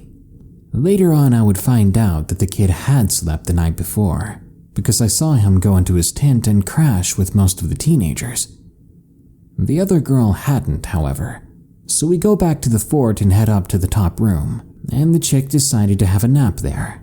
But the whole way back, that dumb kid was walking really awkwardly. He looked like a freaking baby horse. Not to mention he was being completely silent and still on some occasions. One of us had to walk behind him to make sure he didn't fall over onto rocks. Anyway, when we got to that top room and the chick fell asleep, the kid laid down and fell asleep immediately after. We didn't mind. They were 13 and 14 and they couldn't handle it as well as we could. The rest of us entertained ourselves by making shadow puppets for 2 hours. At the end of it, we were all kind of dozing off by then. We were all quite sleep deprived. But I was the most alert out of the group, probably because I was still sitting up and trying to keep watch. At about 3 a.m., the kid stands up out of nowhere, and the other guys snap out of it because we're thinking, the heck is he doing now? He starts stumbling toward me in this awkward, jerky movement fashion. And I'm standing there thinking he's going to freaking fall on me, so I tell him to sit back down. Then the others join in and command him to do as I said. At this point, he starts twitching backwards, and there's a ledge not too far from him. We're yelling at him to sit down because he could fall off. The big guy friend of mine is about to stand up, and so am I, so that this kid doesn't hurt himself. But then he starts whimpering like he's trying to talk, and I have no idea what the kid is trying to say. And then his voice doesn't sound normal at all. He collapses back down and just goes right back to sleep. Utterly confused, we tried to not think about it. We were tired after all, so we decided to go back to camp then. So we wake up the girl and say it's time to go. As we try to wake the kid up though, he won't budge. My first thought is he's unconscious, like had fainted instead of falling asleep. But the big guy tries picking him up, and he ends up standing up on his own then. But still, he's not moving normally. So the big guy has to pretty much carry the tired boy back down, along with his bag, all the way to the truck we came in. It wasn't too far. The rest of us got our stuff and we got in. Now, when the kid tries to get in the truck, he twitches backward before getting in. It was at this point that I noticed that he was really bruised up. Not on his head much, just on his arms. He didn't have those bruises the night before. He's still being quiet, so I checked his forehead to make sure he didn't have a fever. Plus, I was sure that he hadn't done any sort of substance, because the program we were volunteering on is one of those churchy, drug-free programs. So I have no idea what the heck was wrong with him. When we get back to camp, he gets out, leaves his bag and his flashlight, which was weird, because he was being so pissy before about anyone touching his stuff. He goes off toward the edge of the campsite. His tent wasn't over there though, but we don't care at this point because we think he's probably just taking a piss or something. And back at the site, after all, he's not our responsibility anymore. Everyone else goes to sleep, but me and the big guy stay awake for a bit, discussing what happened with the weird kid. As we were discussing it and analyzing the situation, it just got more and more eerie, and at one point he mentioned that while the kid was standing up, all the crickets and crap would go quiet in the background. I hadn't noticed at the time. We decided to keep watch though, as we hadn't seen any sign of the kid coming back yet. About half an hour later, he decided that he needed his phone to keep track of the time, and I needed a pee break, so we left our watch. He took my flashlight because it was brighter than his, and I took the kid's flashlight because I wasn't going that far. Before we went our separate ways, he set his flashlight down on the bed of our friend's truck. As I headed back though, I saw a few flashes from what I thought was my flashlight, and it was just some flickering like someone was turning it on and off. It was him signaling me where he was. So we sat back down and resumed our watch. Barely even a few minutes later, he realized that his flashlight was missing. We searched for it and turned up with nothing. I told him to use my flashlight then, but we were both pretty alert at this point. 10 minutes later, his dog, which he left at the campsite while we were hiking, lifts up his head and starts growling at the woods. I'm watching that side because we were both keeping an eye on each other's blind sides. When I look over to where the dog was growling, I see flickering in the woods. These woods are about 50 feet from our current location, so I let him know about it. Now we're both staring at this flickering in the woods, and we realize that it looks similar to the beam of his flashlight, and it's going on and off like it was signaling us. I then realized that the forest was silent again. We just sat there and watched it, because screw investigating something weird like that. It stopped 15 minutes later. A while after that, my friend decided that he needed to get some sleep, because he would be driving back the next day, and I said all right and bid him good night. I was going to stay up and patrol a bit, so I do. It was cold as heck out there though, and I was armed with nothing but a flashlight and a small axe.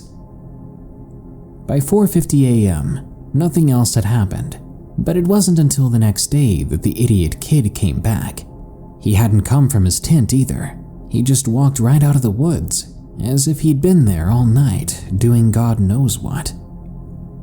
Someone told him to get in one of the cars, and he just went in and sat there, while some other people had to pack up his stuff for him. No one else seemed to notice his weird speaking, because everyone was busy packing their stuff and loading it up. When we got back, I headed home immediately to shower and get some sleep. The next time I would go back for more volunteer work, the kid wasn't there. And the thing was, ever since I'd started volunteering there, the kid was there. The kid had always attended. But not this time, and not one time since. I have no idea what happened to him out in those woods, but I have a feeling that the kid that came out of that forest was not the same kid that went in.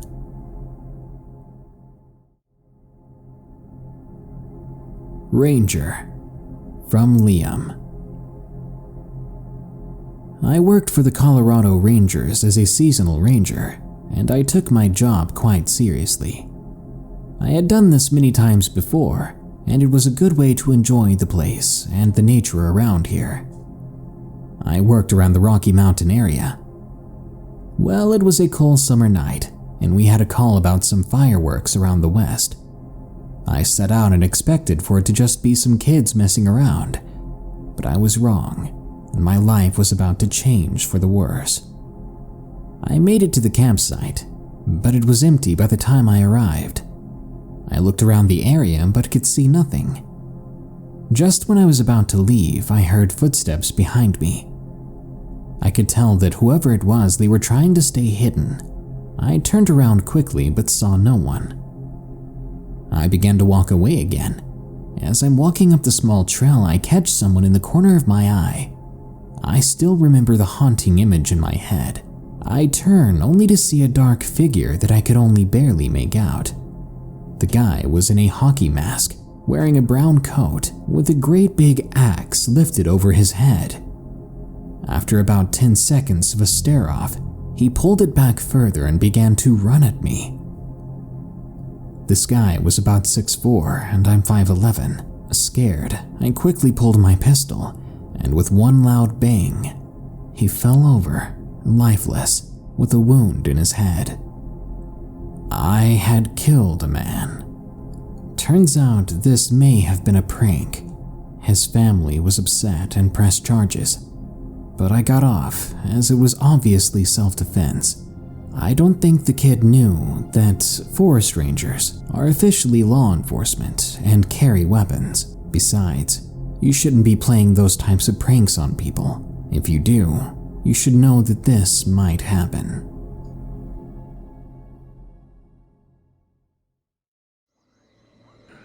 The Thing in the Adirondacks, submitted by Cal H.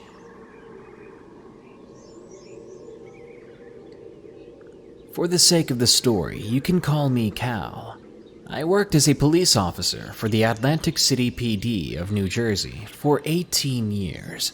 When I retired, I pulled some strings from my many years of service on the force and from cooperating with New York police officials to get a job with the Adirondack Park Rangers. I'd always loved the great outdoors, something I missed while working in Casino Central at Atlantic City. And what could be more outside the loop than 6.1 million acres of woods, rivers, lakes, and mountains? I was looking forward to it, a quiet bachelor's retirement, preserving the forest and looking after the nature I loved. But as it would turn out, nature also holds a lot of terrible secrets. I arrived at the Adirondack Park in 1995, a year after my retirement, to my designated park ranger cabin. We were required to live and work on the reserve. I was driven up from Atlantic City by the guy I was replacing, a fellow we can call Joe. Joe had worked here for over 30 years, and in spite of his graying hair, he was still spry and full of life. After a long drive, we pulled into the clearing around the cabin.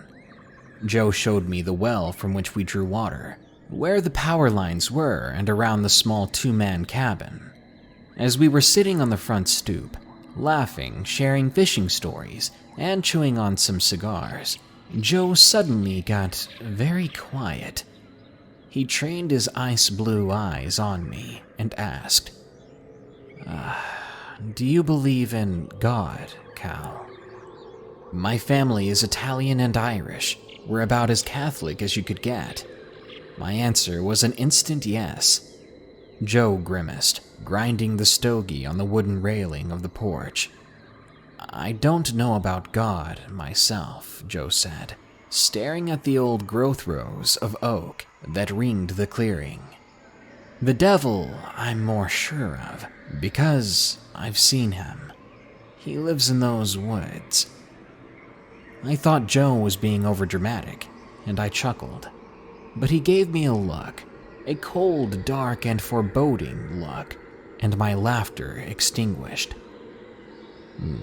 "You'll see what I mean soon enough," he said, disposing of his cigar in the garbage inside the cabin.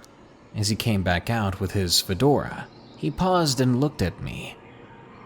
"I love these woods, but there are dark things out there you couldn't even begin to imagine." For the first month after Joe left, I could almost convince myself his terrifying words were nothing more than park ranger hazing. He was initiating me to the camp by scaring me. Yeah, that was it. I quickly fell into the rhythm of ranger life, patrolling the woods and clearing paths, participating in biomass surveys with people from Albany. It wasn't all sunshine, though. Poachers were rife. And the anti-government militias training illegally in the park aren't friendly at the best of times. But after 18 years on the beat, those punks didn't scare me. What did scare me, to the point of quitting this job, happened late one night. Part of my old life on the beat was being a night owl, and being a park ranger was no exception. It was late one August and almost 10 p.m. when the ranger station called in. They said a family had been separated from their little girl, and they needed all hands on deck to mount a search. I was instantly awake, putting down my dog-eared W.E.B. Griffin book and hauling on my park ranger uniform and donning my cap. I met up with my boss, Captain O'Rourke, and he assigned me to follow a tributary of Grindstone Creek, near where the family had last seen their daughter. I led a bunch of civilian volunteers down the creek, armed with flashlights and intermittent firearms. There had been black bear activity in the area, so packing heat made sense. As we fanned out along the creek, I gradually separated from the others, scanning the forest until my flashlight caught something pink, totally at odds with the summer ground cover. I yelled out that I'd found something, but then my flashlight panned up, and I wish to this day that I'd never done that. I'd found the girl, but she was in pieces, scattered across the clearing. What my flashlight had caught was her arm, no longer attached, with the stub of a pink t-shirt still there. I had seen horrible gangland violence, but nothing ever topped the brutality of this scene. I gagged, and that was when I heard it. It was a strange cooing, hooting sound. Something about the sound turned the blood in my veins to ice as I panned my light in the direction of it, and it felt like my soul died in my chest. Standing there, easily 7 feet tall, was this thing. That's the only way I can describe it. It was tall but heavily emaciated, about as wide as a lamp pole. I could see its ribs protruding out of its rotting gray flesh. Its feet were hooved, but it had hands like a man, albeit with long, disgusting black talons in place of fingers. Its head, that was what still gives me nightmares. Instead of a normal head, it appeared more as a buck's skull with a massive rack of 8 or so points. Its mouth was full of dagger-like teeth, which curved up and outwards the closer to the front of the mouth they got. In its jaws, I saw a piece of the child, dangling limply as it fixed me with a nightmarish gaze from demonic yellow eyes. I didn't move, nor did the thing, for a space of about 10 seconds, when it cocked its head to the side. It let out another coo hoot and took a step towards me. I screamed, and as fast as I possibly could, made for my revolver, but in the blink of an eye, it was gone, disappearing in the brush. The remainder of the search party found me pretty quickly, considering I had apparently and unknowingly fired my entire revolver cartridge into the now empty woods, and I'd been crying. When I explained what had happened, I lied, mostly to myself, saying that I saw a black bear, but that's definitely not what I remember. Whatever it wasn't natural, not of this world of the living. There and then that day, I quit my job. I left the Adirondacks, and I have never looked back. I pray that what I saw was simply some sort of vision or hallucination, but it was very, very real to that little girl. Something put him up there. Submitted by The Devil's Bartender.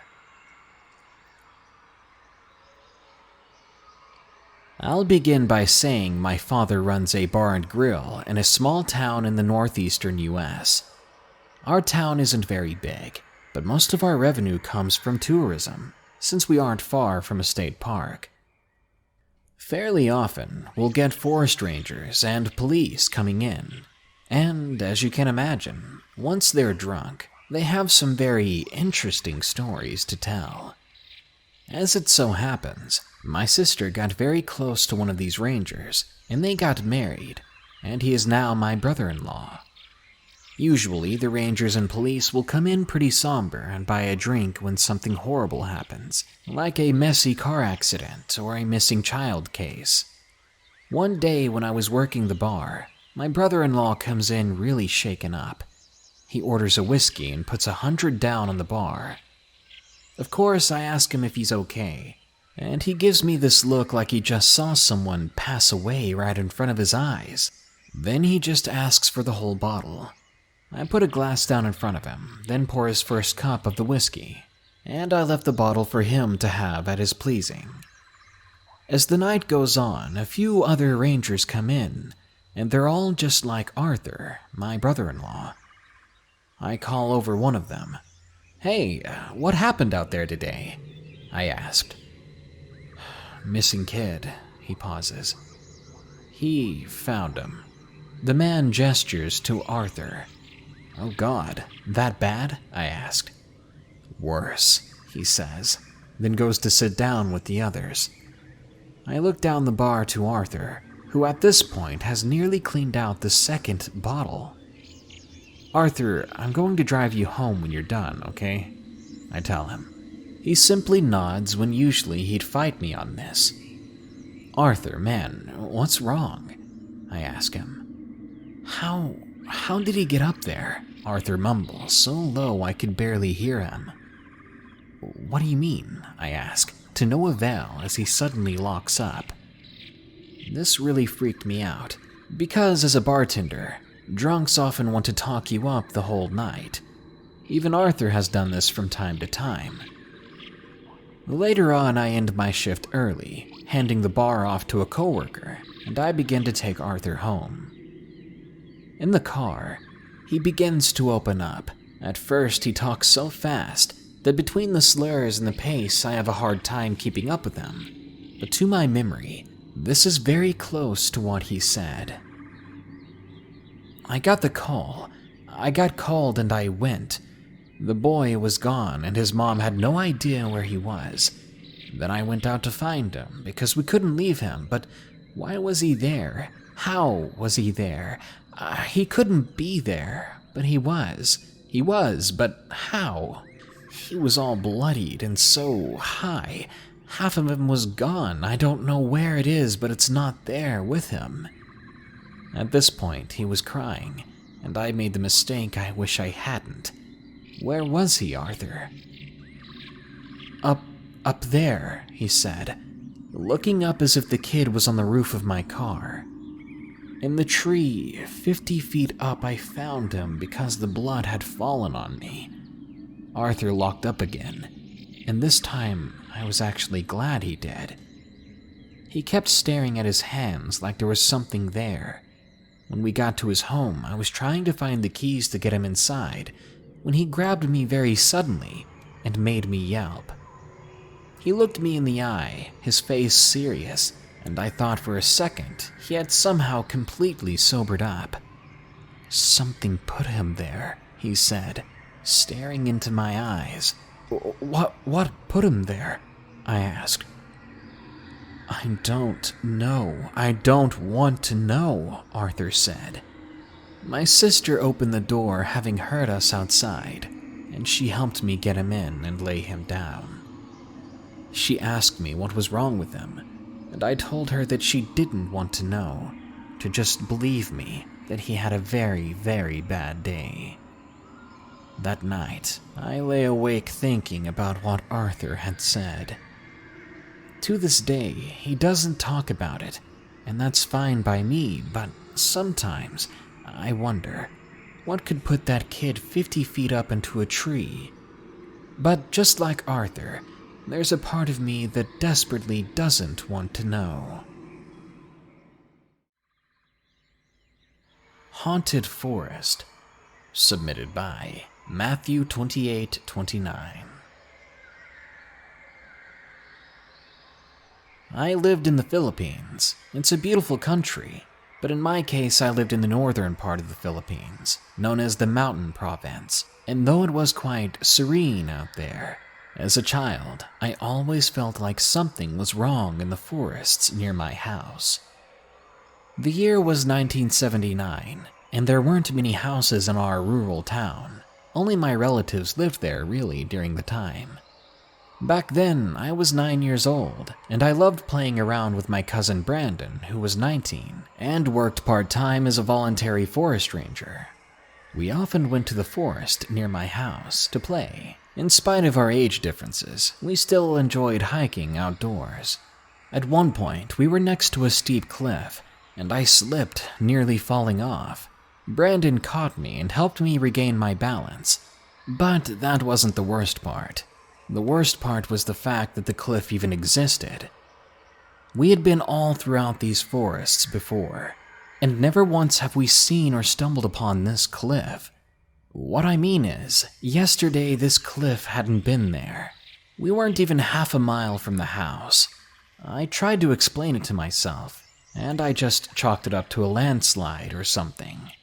As I dusted myself off and we began to walk again, we began to hear movements around us. "Who's there?" my cousin asked, and I felt chills coming out of my spine and my hair standing on end. "Anino, or shadow," my cousin whispered.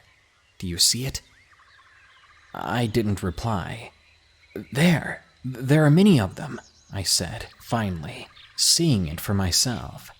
We turned back and ran as fast as we could. I remember shouting so loud, my mom came out rushing towards me. She saw me and got angry and said, "Why do you go out there alone like that? It's dangerous." I froze right then and there. "What do you mean? Brandon's right here with me." She got down on her knees and scraped some dirt off of my face. "Look, you got hurt." "Mom, stop," I said. "What did you mean? Brandon was just right here." I looked around me, and I noticed that Brandon wasn't there anymore. When I turned back to my mother, she had a very concerned and sad look on her face. With hesitation in her voice, she had to remind me, "Honey, remember, Brandon passed away just yesterday."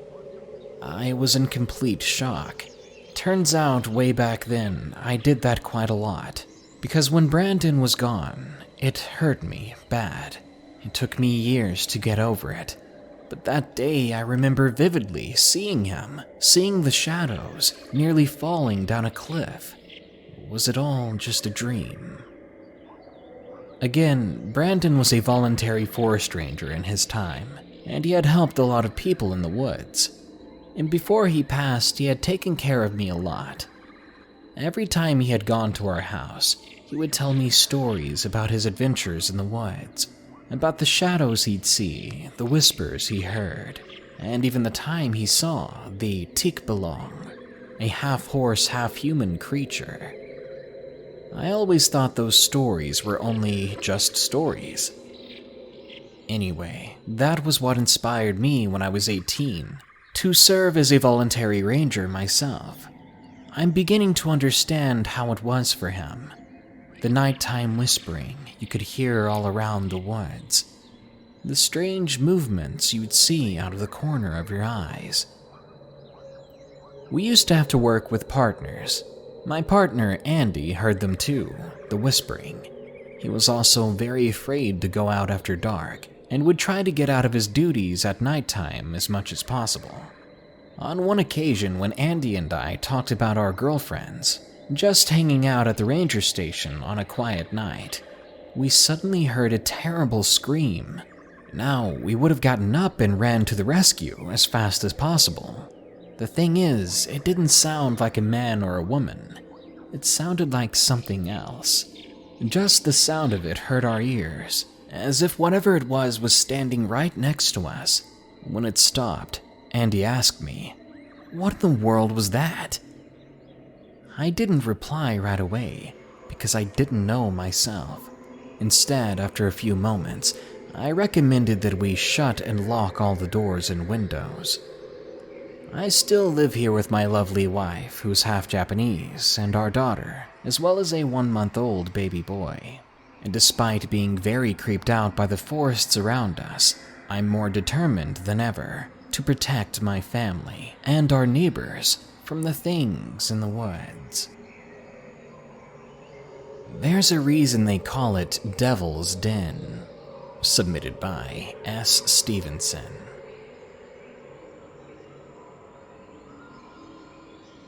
In the early 2000s, when I had just graduated high school, I was looking for any and every way to get into the Forest Service.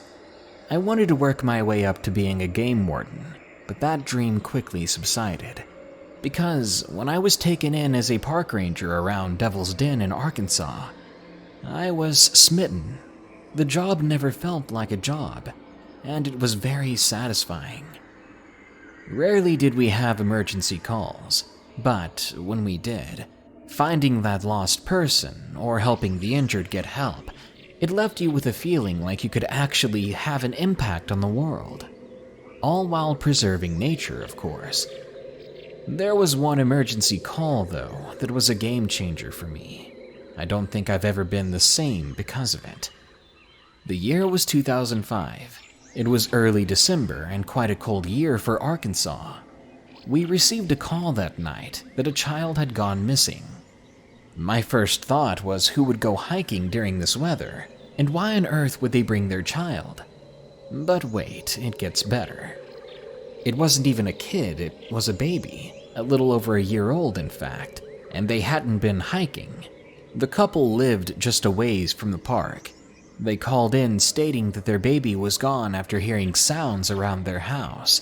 The window to the baby's room had been opened, and they heard footsteps heading in the direction of the park. Red flags were going up everywhere while I listened in on the details of the situation. Nonetheless, I grabbed my gear, and I set off to search my side of these forests and hills. 3 long, drawn-out hours later, and I was exhausted. I hadn't rested, drank much water, or eaten since I was back at the headquarters. The excitement and rush of quickly going to the rescue was fading, and I was ready to just sit down for a few moments. But that's when I heard the crying. Immediately, I ran toward it, straight uphill. The trees began to thin, and soon the tree line broke completely as I stumbled upon a clearing with a large flat-top rock in it. It was just one of many random boulders in the forests. I began to work my way past it when I heard the crying again. It was louder, and now I knew that it was coming from on top of the rock.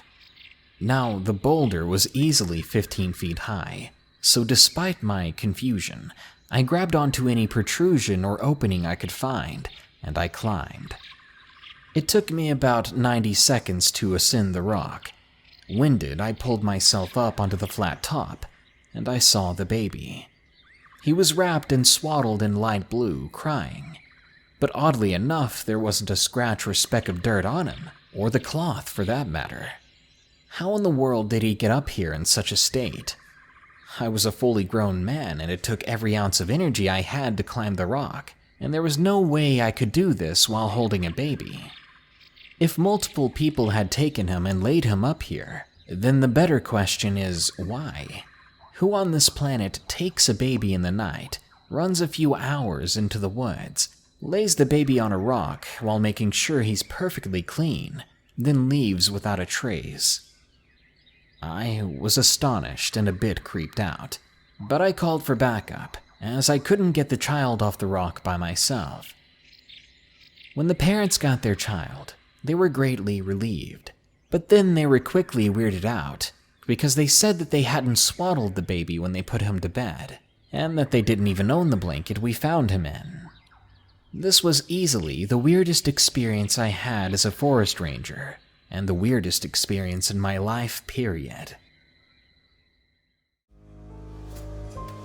Tales from the Break Room is a viewer-submitted podcast featuring allegedly true scary stories that happened on the way to, on the way from, or at work. If you want your story to be narrated on the show, send it to us at eeriecast.com/submit. As of April 14th, we're paying 3 cents per word for stories that are approved and make it onto the show. Submission does not guarantee approval or payment. For a limited time only, PayPal only. Tales from the Break Room is an EerieCast Network original podcast hosted by Darkness Prevails. You can follow him on Twitter at @DarkPrevails, and you can hear thousands more stories read by him on our other show, Unexplained Encounters. If you enjoyed this episode, please follow and rate Tales from the Break Room on Spotify and Apple Podcasts. You can also enjoy plenty more horror-themed podcasts at EerieCast.com.